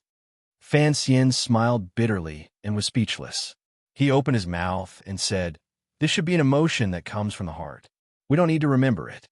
Wu Zhu's face faced the mural in the temple and said, "For me, this is a very difficult thing. For you, you are celebrating too early." The thin and absolutely opaque black cloth was tied around his eyes, making the bridge of his nose appear particularly straight. What he said next was also very direct. "The time is not right." The meaning of his sentence was too simple and too mysterious. A normal person would certainly not understand. But Fan Xian had lived with Wu Zhu since he was a child, so he easily understood the meaning contained in these four words. He laughed bitterly and nodded his head, acknowledging Uncle Wu Zhu's judgment. The emperor was worshipping heaven on Dong Mountain. If someone actually dared to rebel, then Dong Mountain would be the most dangerous place in the world. Correspondingly, Jingdou would be the second most dangerous place in the world. Fan Xian was far away by the seaside and had no way to worry about the situation in Jingdou. If the eldest princess and the princes truly had the courage to do such a thing, then what kind of methods would they use against Fan Xian, who appeared to be loyal to the emperor? One was the eldest princess' own daughter, so Fan Xian was not too worried. But what about Cece and the child about to be born in her stomach? Even if the emperor had gained a great advantage on Dong Mountain, once Jingdou fell into chaos, What kind of harm would the people in the Fan Manor, the people Fan Xian worried about, suffer? This was the root of Fan Xian's shock and worry after seeing the Emperor in Danzhou. However, in front of the Emperor, he could not express anything. Only after Wu Zhu directly spoke of the root of the problem did his expression reveal the true emotions in his heart. It was a heavy one. The director and father are in the capital. There shouldn't be any major problems. He seemed to want to convince Uncle Wu Zhu, but also to comfort himself. The Emperor has not allowed Chen Pingping and Fan Jian to control the army. This is a problem. Wu Zhu's words still did not have any inferences, only results. He lowered his head and coldly said, "If you hurry back to Jingdou right now, perhaps you can still make it in time." Even if there were people in Jingdou rebelling, they still needed a reason. They had to find a scapegoat for the Emperor's assassination. Thus, the time of the change in Jingdou had to be around 15 days after the Dong Mountain incident. If Fan Xian rushed back to Jingdou now, he should still make it in time. Wu Zhu said, "It's useless for you to be here." Fan Xian thought for a moment, and then suddenly said, "My purpose seems to have been completed the moment I saw you." Ascending Dong Mountain and entering the old temple, the moment he saw Wu Zhu, Fan Xian understood why the Emperor had ordered him to accompany him to worship heaven, why he had stopped him in Danzhou, and why he had brought him to Dong Mountain. Just as the Emperor had said earlier, since this plan was targeted at Yi Luyun, he needed Wu Zhu's participation. Not only would Wu Zhu not leave Dong Mountain because of the Emperor's plan, but even if he was on Dong Mountain, if he didn't want to attack Yi Luyun, he wouldn't attack. The Emperor could order everyone under heaven, but he could not order Wu Zhu. Thus, the Emperor needed Fan Xian's help to persuade Wu Zhu to participate in this matter. "Presumably, you know why the Emperor brought me to see you," Fan Xian said with his head lowered as he looked at Wu Zhu. "You also know," Wu Zhu said. Fan Xian slowly raised his head. There was a complicated expression on his face. A moment later, he said, "I've been in the capital for 3.5 years. I've done many things. In reality, I know that these things were all done by someone using me. Now, those people are using me to use you. It's fine with me because I have my own desires. But you have no desires in this world, so this is unfair to you. There is no such thing as fairness or unfairness in this world," Wu Zhu said calmly. "What is important is whether or not this matter benefits you." Fan Xian noticed something strange. After being separated from Uncle Wu Zhu for more than a year, the blind uncle seemed to be much more talkative than before. His expression was much more varied. He smiled bitterly and shook his head. The Emperor has thrown himself into this dangerous situation. If we don't help him and he is actually killed by Yi Luyun's sword, things will get serious. He is using his own life and the turmoil of the world to force us to help him. Even if we don't care about these two things, I have to care about the safety of those people in Jingdou." Fan Xian paused and then smiled bitterly. "If Yi Luyun acts, the eldest princess and the second prince will certainly have reached an agreement in Jingdou. We can't let them succeed." Wu Zhu was silent for a moment and then said, "Speak frankly."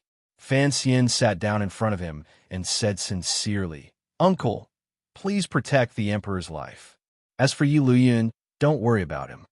Wu Zhu nodded straightforwardly. Fan Xian let out a breath in his heart.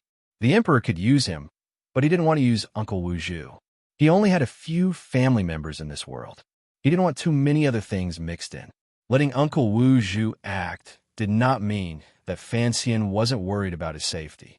The strange activity before the heaven worship would certainly be the greatest tremor in this land in 20 years. Even if Uncle Wu Zhu had the cultivation of a great grandmaster, he might not be able to get away with it. However, Fan Xian was not very worried because this temple was on the precipice of a high mountain. Even if Uncle Wu Zhu lost in the end, he could just jump into the ocean.